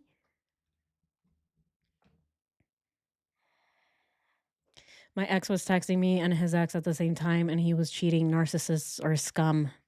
Yes. Oh, I'm so sorry, liberal cat lady. That's awful. He's garbage. He sounds like trash. Yeah. Yeah, food is not sexy. Food is not. I love food. Trust me, I love to eat. But I'm not going to look at a piece of, I don't know, tuna, right? A piece of tuna fish and look at it and be like, oh my God, is it hot in here or what? Look at that tuna fish. Oh my God. I can't handle it. Ugh, it's just a sushi roll. Relax. Relax. It's not even an what is it? An aphrodisiac? It's not like you're, eating clams or whatever, right? It's tuna. But anyway, my ex cheated on me for 8 months, then blamed me for it. Oh my goodness. That is awful. That is an absolute, oh my God. Yeah, that is a POS person. He's definitely a narcissistic POS. I'm sorry that happened. Wow. 8 months. And see, this is the thing. That's what narcissists do is they'll do something and then blame the other person. Oh, well, I cheated on you because you didn't pay attention to me. I cheated on you because I just didn't find you attractive anymore. I had some interpersonal dissatisfaction with your face. I just don't like the way your eyelashes look anymore. I found this interpersonal dissatisfaction 2 weeks ago. Yeah, after you ate that asparagus, I didn't like the way you ate it. So now I have some interpersonal dissatisfaction. Yeah, they blame everybody else but themselves because of their own interpersonal dissatisfaction. So ridiculous, which, by the way, it's not a real thing. There's no such thing as interpersonal dissatisfaction. All of that was made up by Chris Watts. But anyway.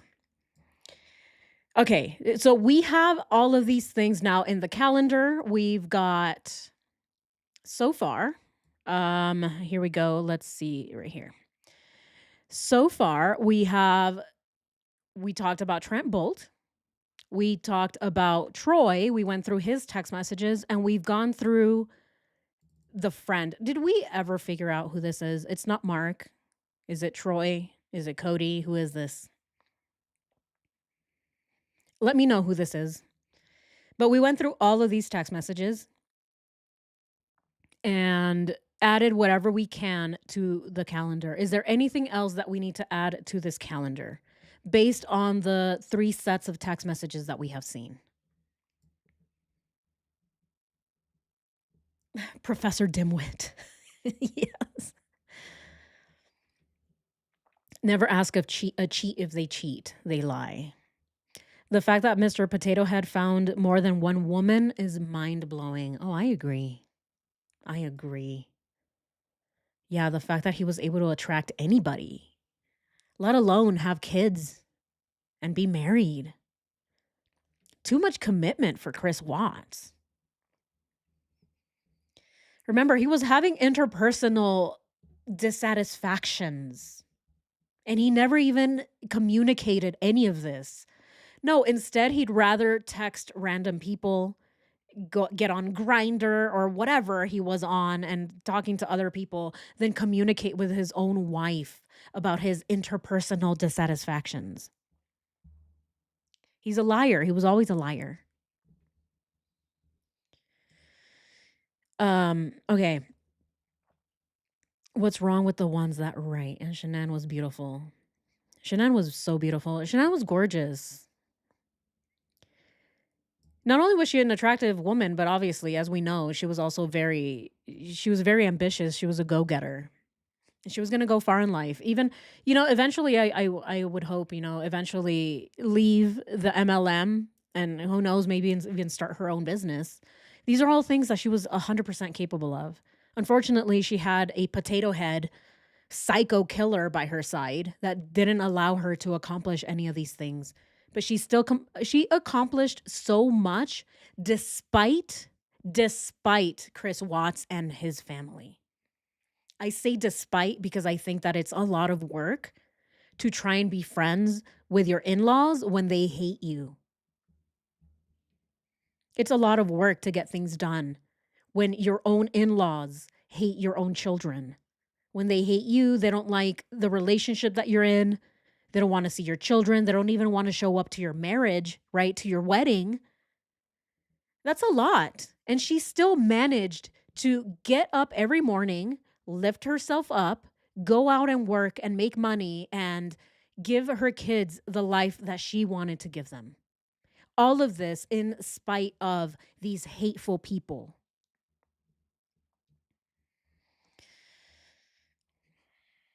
But anyway, what do you guys think? I'm late to the rabbit hole party, but I am here. What's up, Tracy? How's it going? Thanks for being here. Yeah, so we have added all of these in there already. These are the very first 3, and that was a lot. That was a lot. Now, we are going to end it, all right, because we still have so many more, right? We still have Cody Roberts and all these other ones to go through. But we're going to go ahead and end it with the most important text messages. We're going to go ahead and plug all of these in because, as it so happens, every single one of these text messages is actually very important. The ones that Nicole Kessinger deleted and then says, "Oh, I don't have them anymore. They're so old." They are actually very important. And I think we should be plugging every one of these in because it tells a deeper story. So let's go ahead and start with number 1. All right. This one came in on the 27th. "Promise I'm about loyalty, truthfulness, and being dedicated," says the undedicated, untruthful, and disloyal man.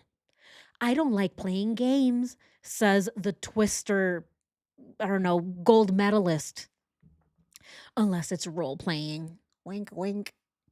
If you want me there, I'll be there. Ice cream, cookies, and lollipops. Sounds like a cheat meal." All right, this was on the 27th. All right, very first text message that we see between them that wasn't deleted on the 27th of June. All right, 27th of June, here we are. Wow. Look at that, guys. Look at that.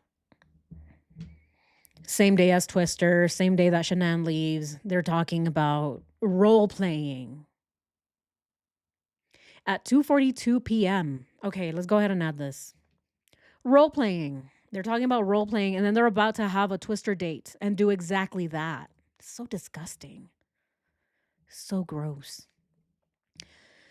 All right, this is the role playing text. Role playing text with a winky face. Gross. Red flag right there. All right. Thanks for all your hard work with the calendar rocks. Aw, thank you. I appreciate you. Thank you so much. Thank you all so much for your help. I mean, I'm making this calendar and it really does help because we do it together.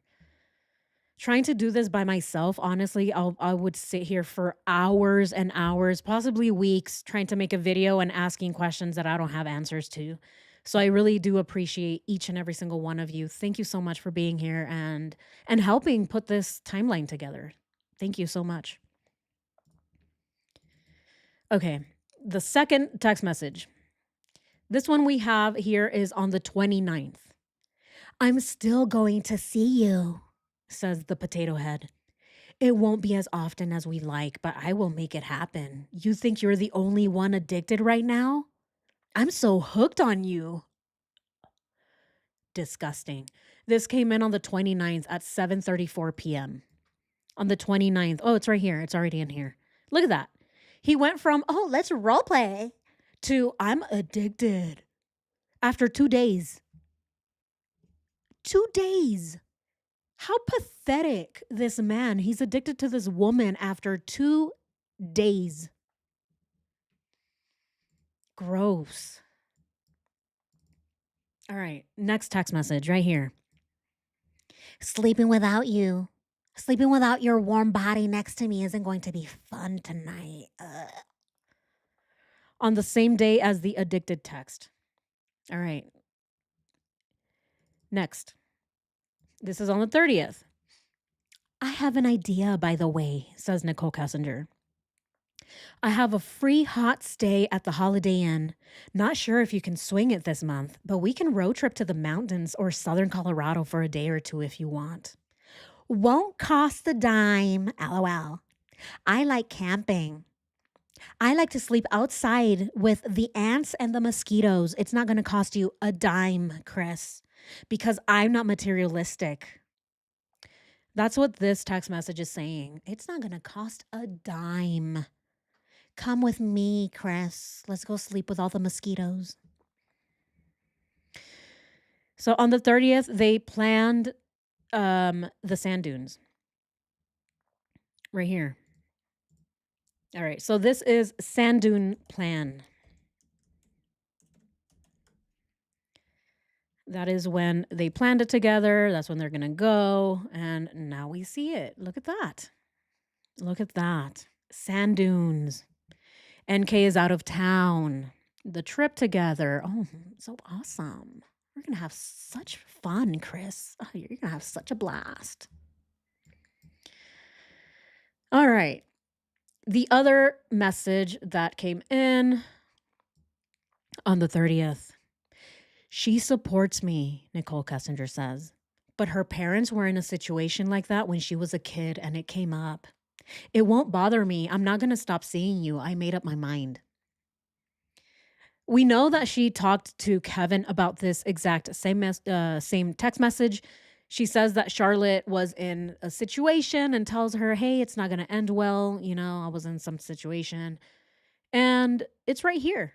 It's literally Charlotte telling her, hey, it's probably not going to be good. This man has baggage. He has kids. He has a wife.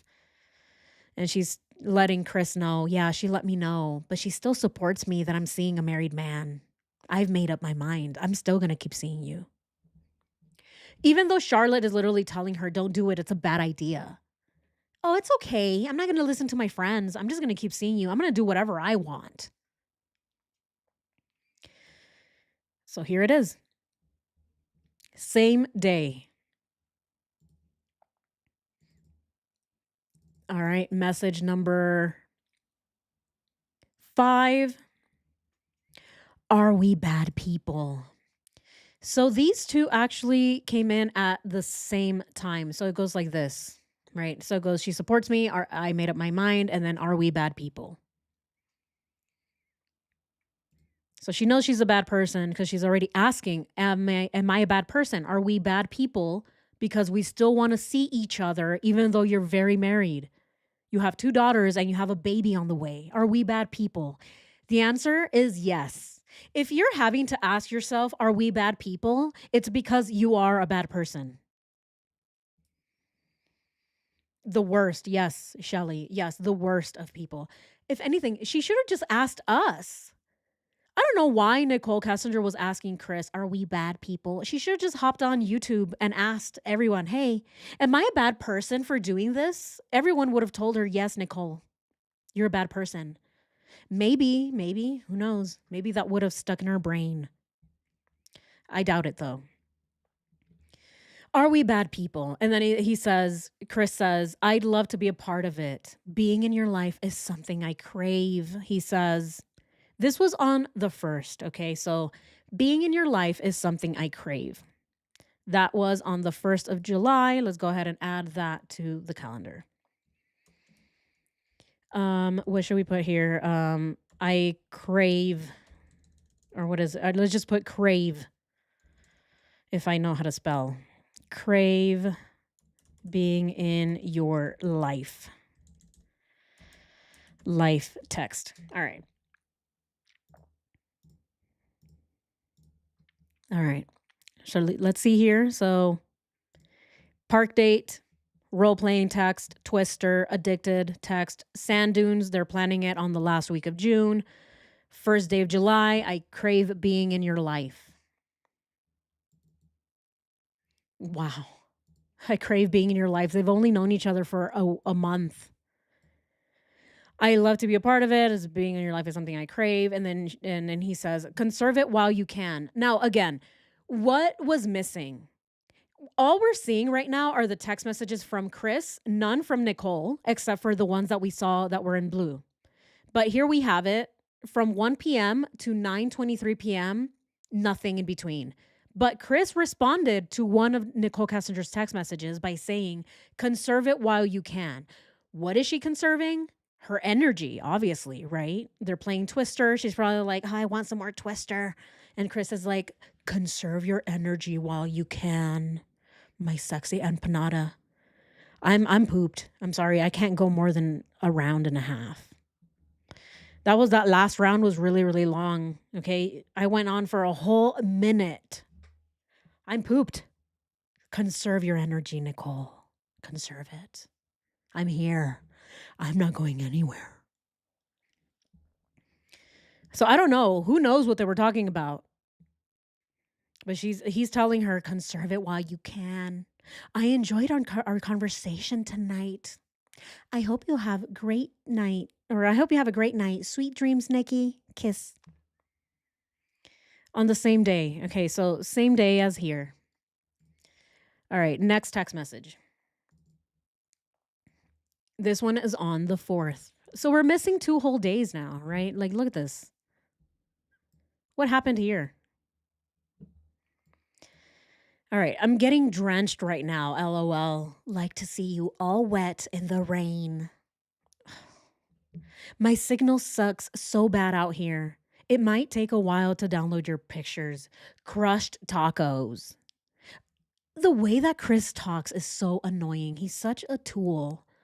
I crushed them tacos. I'm pounding the fruits. He's such a bro. I crushed them tacos. Yum. I crushed them all and just threw them in my face. They all went down my throat. Some of them got stuck in my jugular. Like, come on. Who talks like this? I crushed tacos. Like, dude, just eat.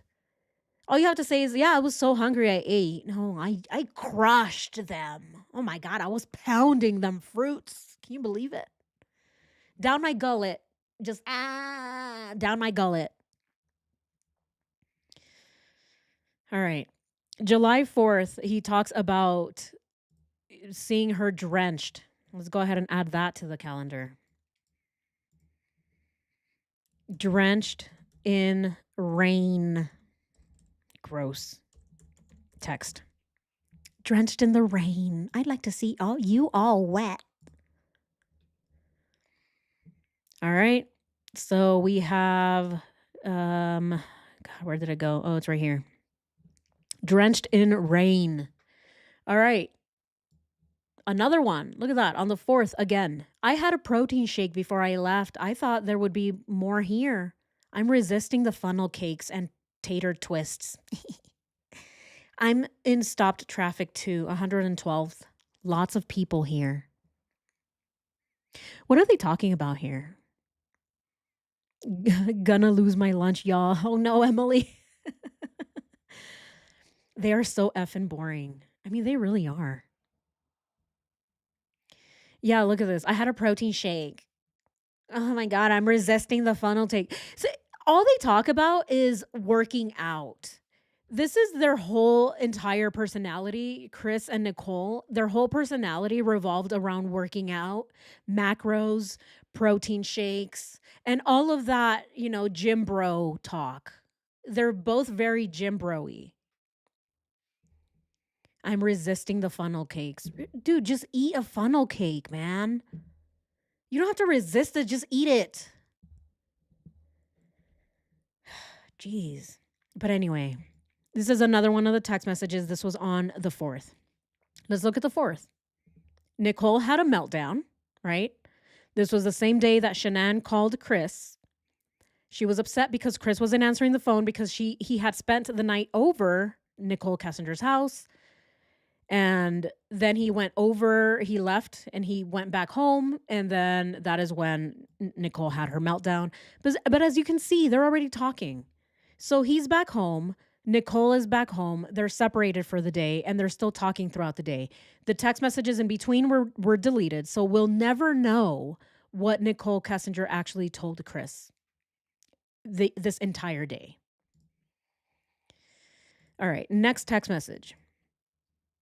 Again, on the 4th. Just pulled up to your place. Okay, so now we know that Chris ended up going back to Nicole Kessinger's house at 11:02 p.m. Just pulled up to your place. So he went back home and then went back to Nicole Kessinger's house. Let's go ahead and add. There's like so much to add on July 4th. It's insane. All right. So just pulled up to your place text. And this is from Chris. So, oops, wrong day. Oh no, I added it on the wrong day. Sorry, guys. Why can't I delete it? Oh. It's on this day. There we go. All right. Pulled up to your place text. All right. So that was on the 4th. On the 9th, she replies, "You're so considerate." You're so considerate to what? What is she replying to? This is at 11 in the morning. At 11 in the morning, she's replying to him, "You are so considerate." Considerate about what? And we can't look at her calls because they're not here yet. So these start on July 14th, so we can't look at her calls yet. But on the 9th, she's replying to him, "You're so considerate." What is he considerate about?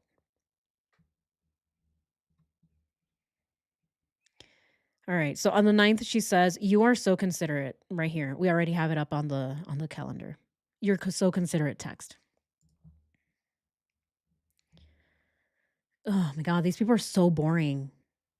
All right, next text message.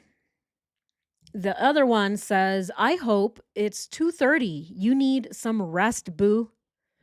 Chris is telling Nicole that she needs some rest, boo. You need some rest, boo. It's so weird. All of his little like pet names that he has for Nicole Kessinger, they're all so lame. Sexy empanada and boo. Ugh. So unoriginal. Except for the empanada. That is very original, but it's also really gross, so I don't like it. I just don't like it. All right. And in this one, we already have it. Chris Watts gets some rest, boo. We already have that text message up. All right. The other text message. Look at this one. This one I found interesting because here Chris is talking about something other than protein shakes and macros and, jars of asparagus. He's talking about, compensation. He tells Nicole Kessinger, "There it is. Yes, you deserve a pay increase for everything you're doing." What? What is she doing exactly? Handing out free gift cards to all of the guys that she has crushes on? "You're cute. Oh my God, I love your haircut. Here you go. You get a gift card. Oh my God, I love your shoes. You get a gift card. Oh my God, he smiled at me. You get 5 gift cards." And Chris is telling her, "You deserve a raise." For what? For giving out free gift cards? Then he says, "Your plate is getting fuller because people know what you can do. They need to compensate you now rather than later." He's telling her, "Oh my God, they're taking advantage of you because you're so smart.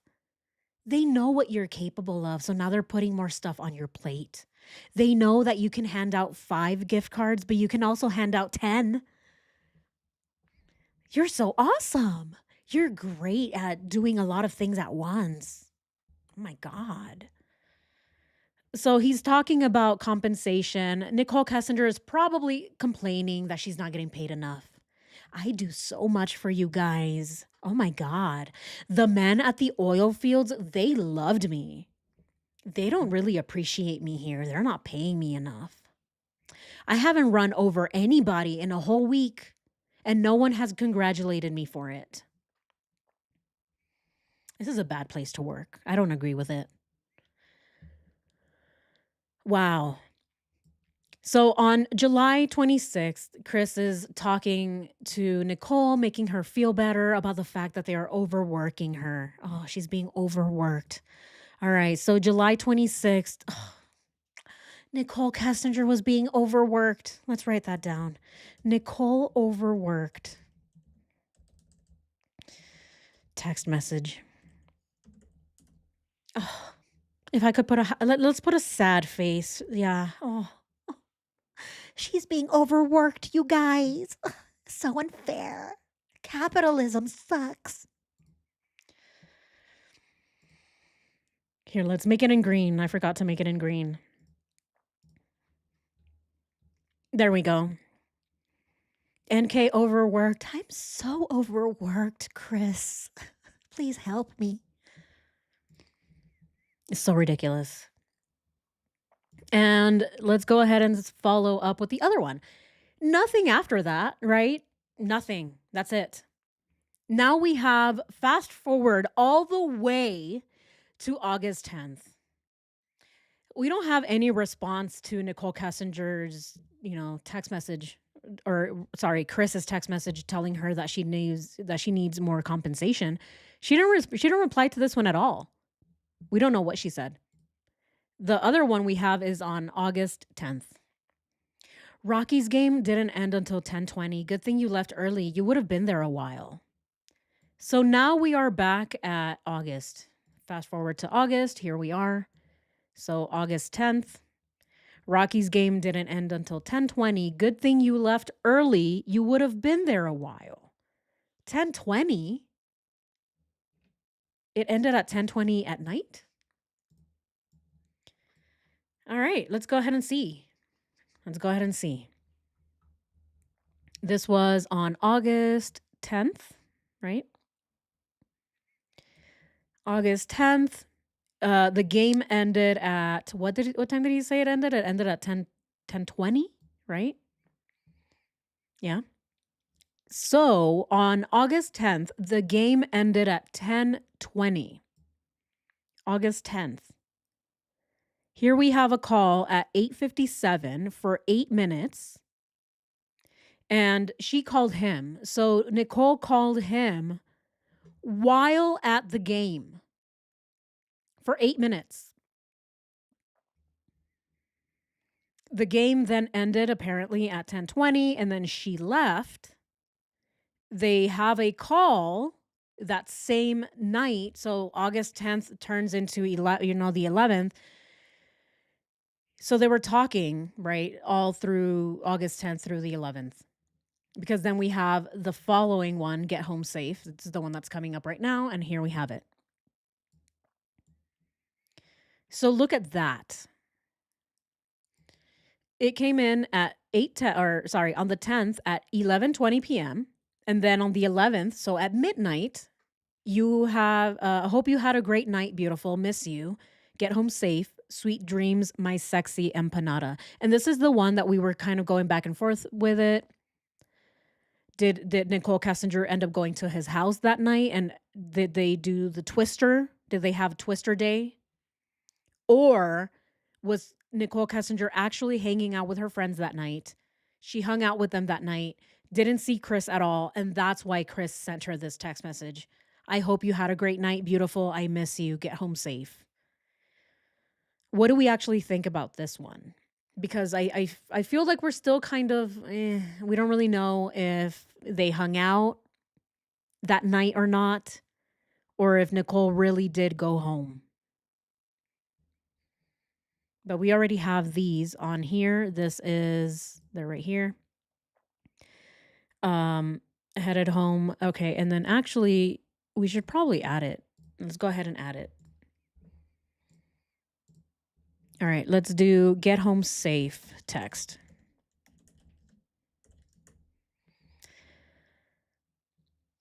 All right, so we have the get home safe text. All right. And then let's go ahead and see. We are at the last 5 text messages. I thought this one was so funny. When I was putting this live stream together, I was reading all of these. No, you can't buy the scrolls, LOLs. Dude, the Dead Sea Scrolls are some of the oldest and most important writings in the world. What? What do we think about this text message here?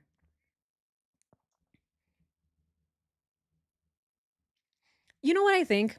I think that Nicole Kessinger, she reads a lot. Obviously, she tells Chris to read. Chris, just read. So she reads a lot. She is educated. She's definitely a lot smarter than Chris.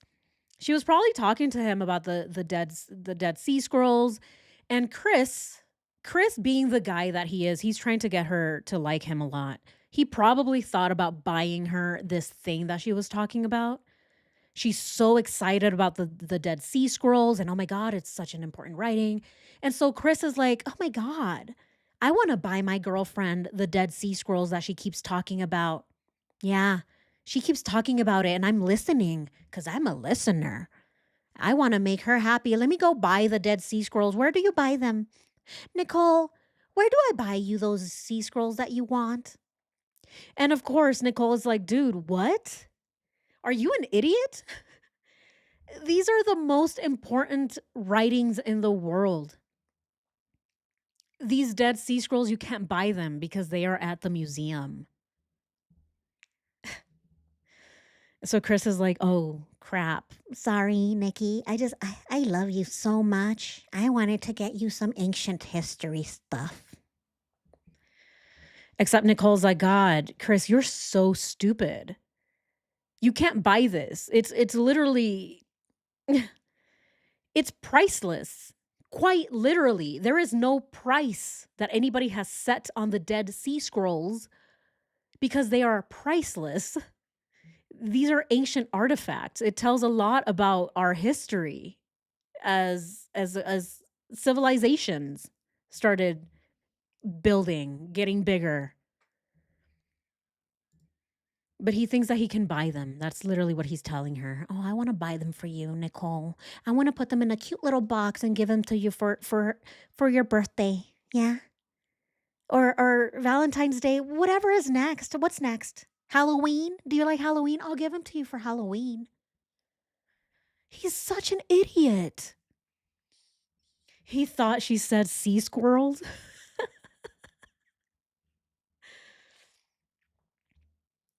Yes. Hey, Farrah Fox, how's it going? Thanks for joining. Yes. This is the thing. This is absolutely what Chris was trying to do. He was really trying to buy this woman the Dead Sea Scrolls. He was going to fly to one of the museums, talk to a security and be like, excuse me, sir, how much are these? How much? Yeah, I don't see a price. Where's the price? I don't see the price tag. How much are these? Yeah, the Dead Sea Scrolls that were found back in, like, I don't know, the 1960s or something. Where can I buy this?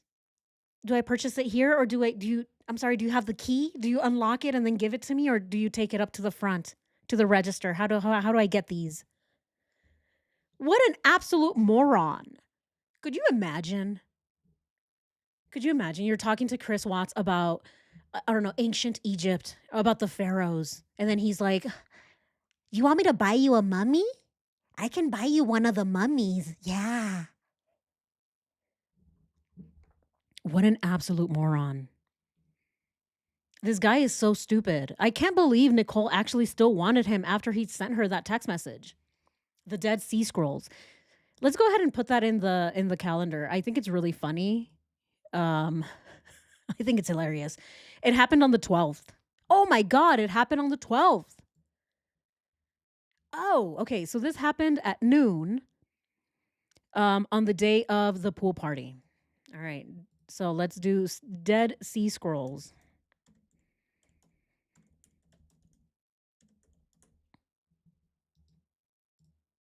God, what an idiot. I wonder if he was planning to take her somewhere to go see the Dead Sea Scrolls or something because she's so excited about them. Oh, I read, Chris. I like history. All right. Next one. This was on Sunday, right? This is on Sunday. Boops 88. No wonder they were bankrupt. Yeah. I bet he legit searched for them on eBay. He probably did. He's searching all over Temu. Let me get my girlfriend some of these Temu sea scrolls. It's probably just a bunch of toilet paper. Somebody wrote it on there. Just chicken scratch, toilet paper wrapped up. Burn it a little bit on the ends. Grab a little lighter. Burn the ends. Make it look old a little bit. Here you go, sir. Your order has arrived. Sea scrolls from Temu. Yeah, it's used up toilet paper.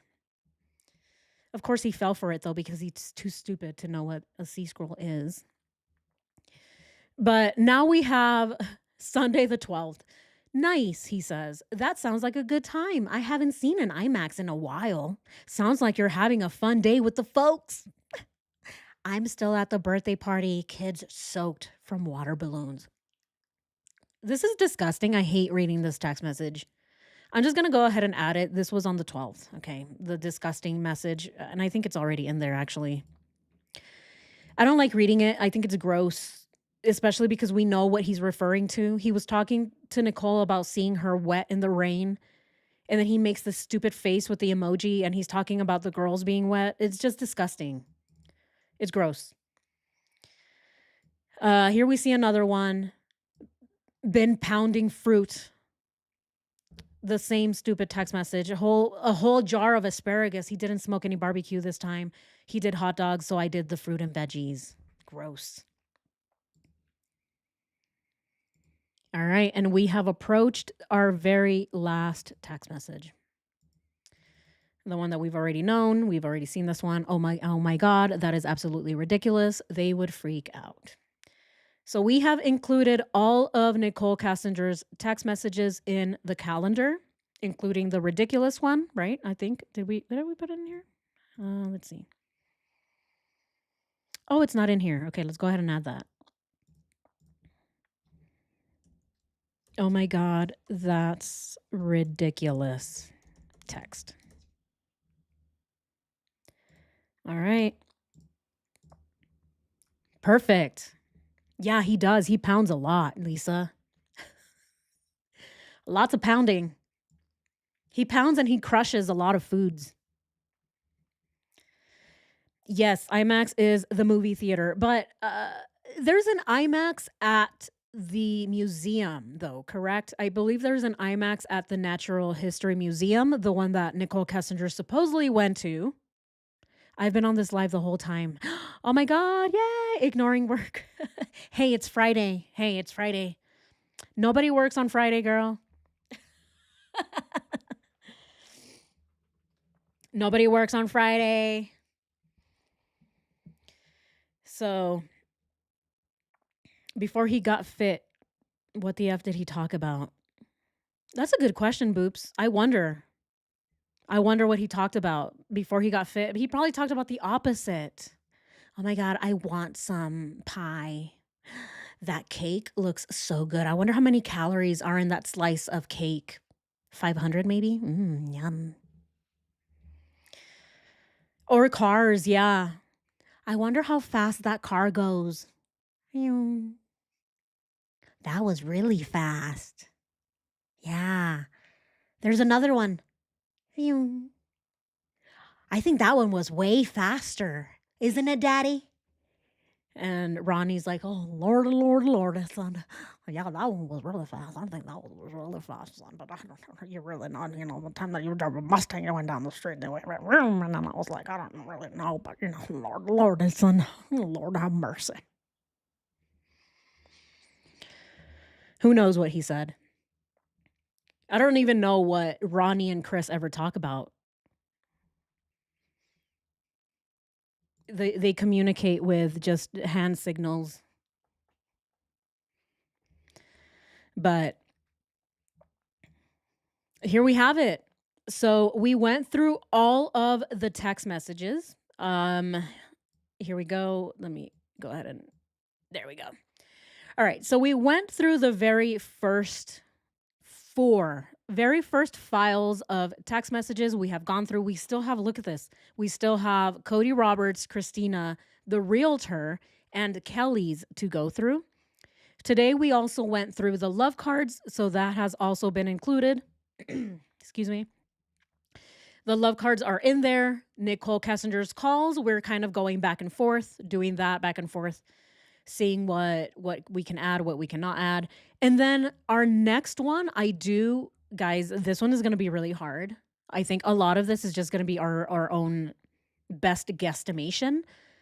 But we're going to try and figure out when these photos were all taken. Okay. This one obviously was at the campsite. So this was on, whenever that Saturday that they went to the sand dunes. But I also do want to try my very, very best to see if we can figure out when these photos were taken. This is another one. It's going to be a pretty big project. But I do want to figure out when these were taken, when they went out, in between these, right? And then figure out when was all this stuff taken? Because this is another picture. Chris is wearing something else in these different pictures. So they were, they all went out. They went out hiking whenever it was. But it's kind of difficult to put them together when we don't have dates. But that is the next one that I want to do. We're going to get through all of these, guys. Thank you so much. I really do appreciate you all. It is a lot of hard work, I will say, but I love doing this with you guys. I love this.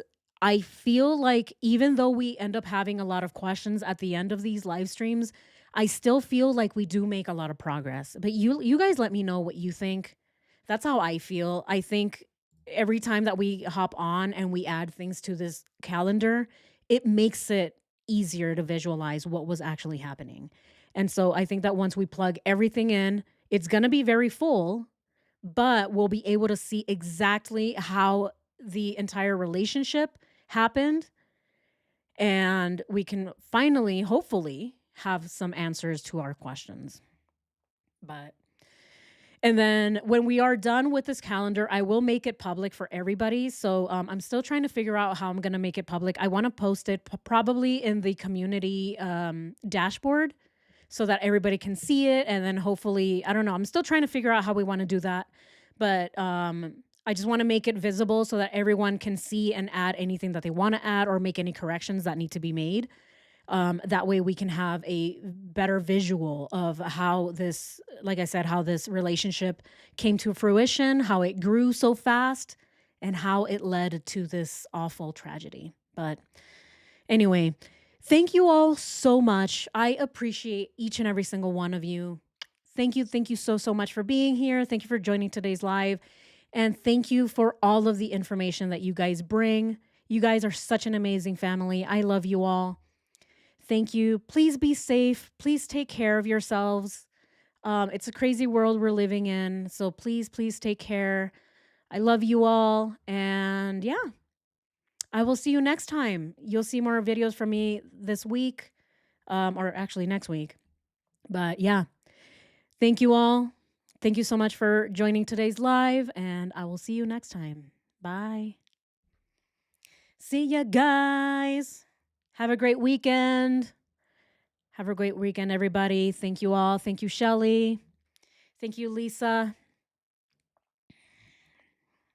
Thank you to all of my moderators. Thank you again. Thank you to all of my subscribers and all of my members, my moderators.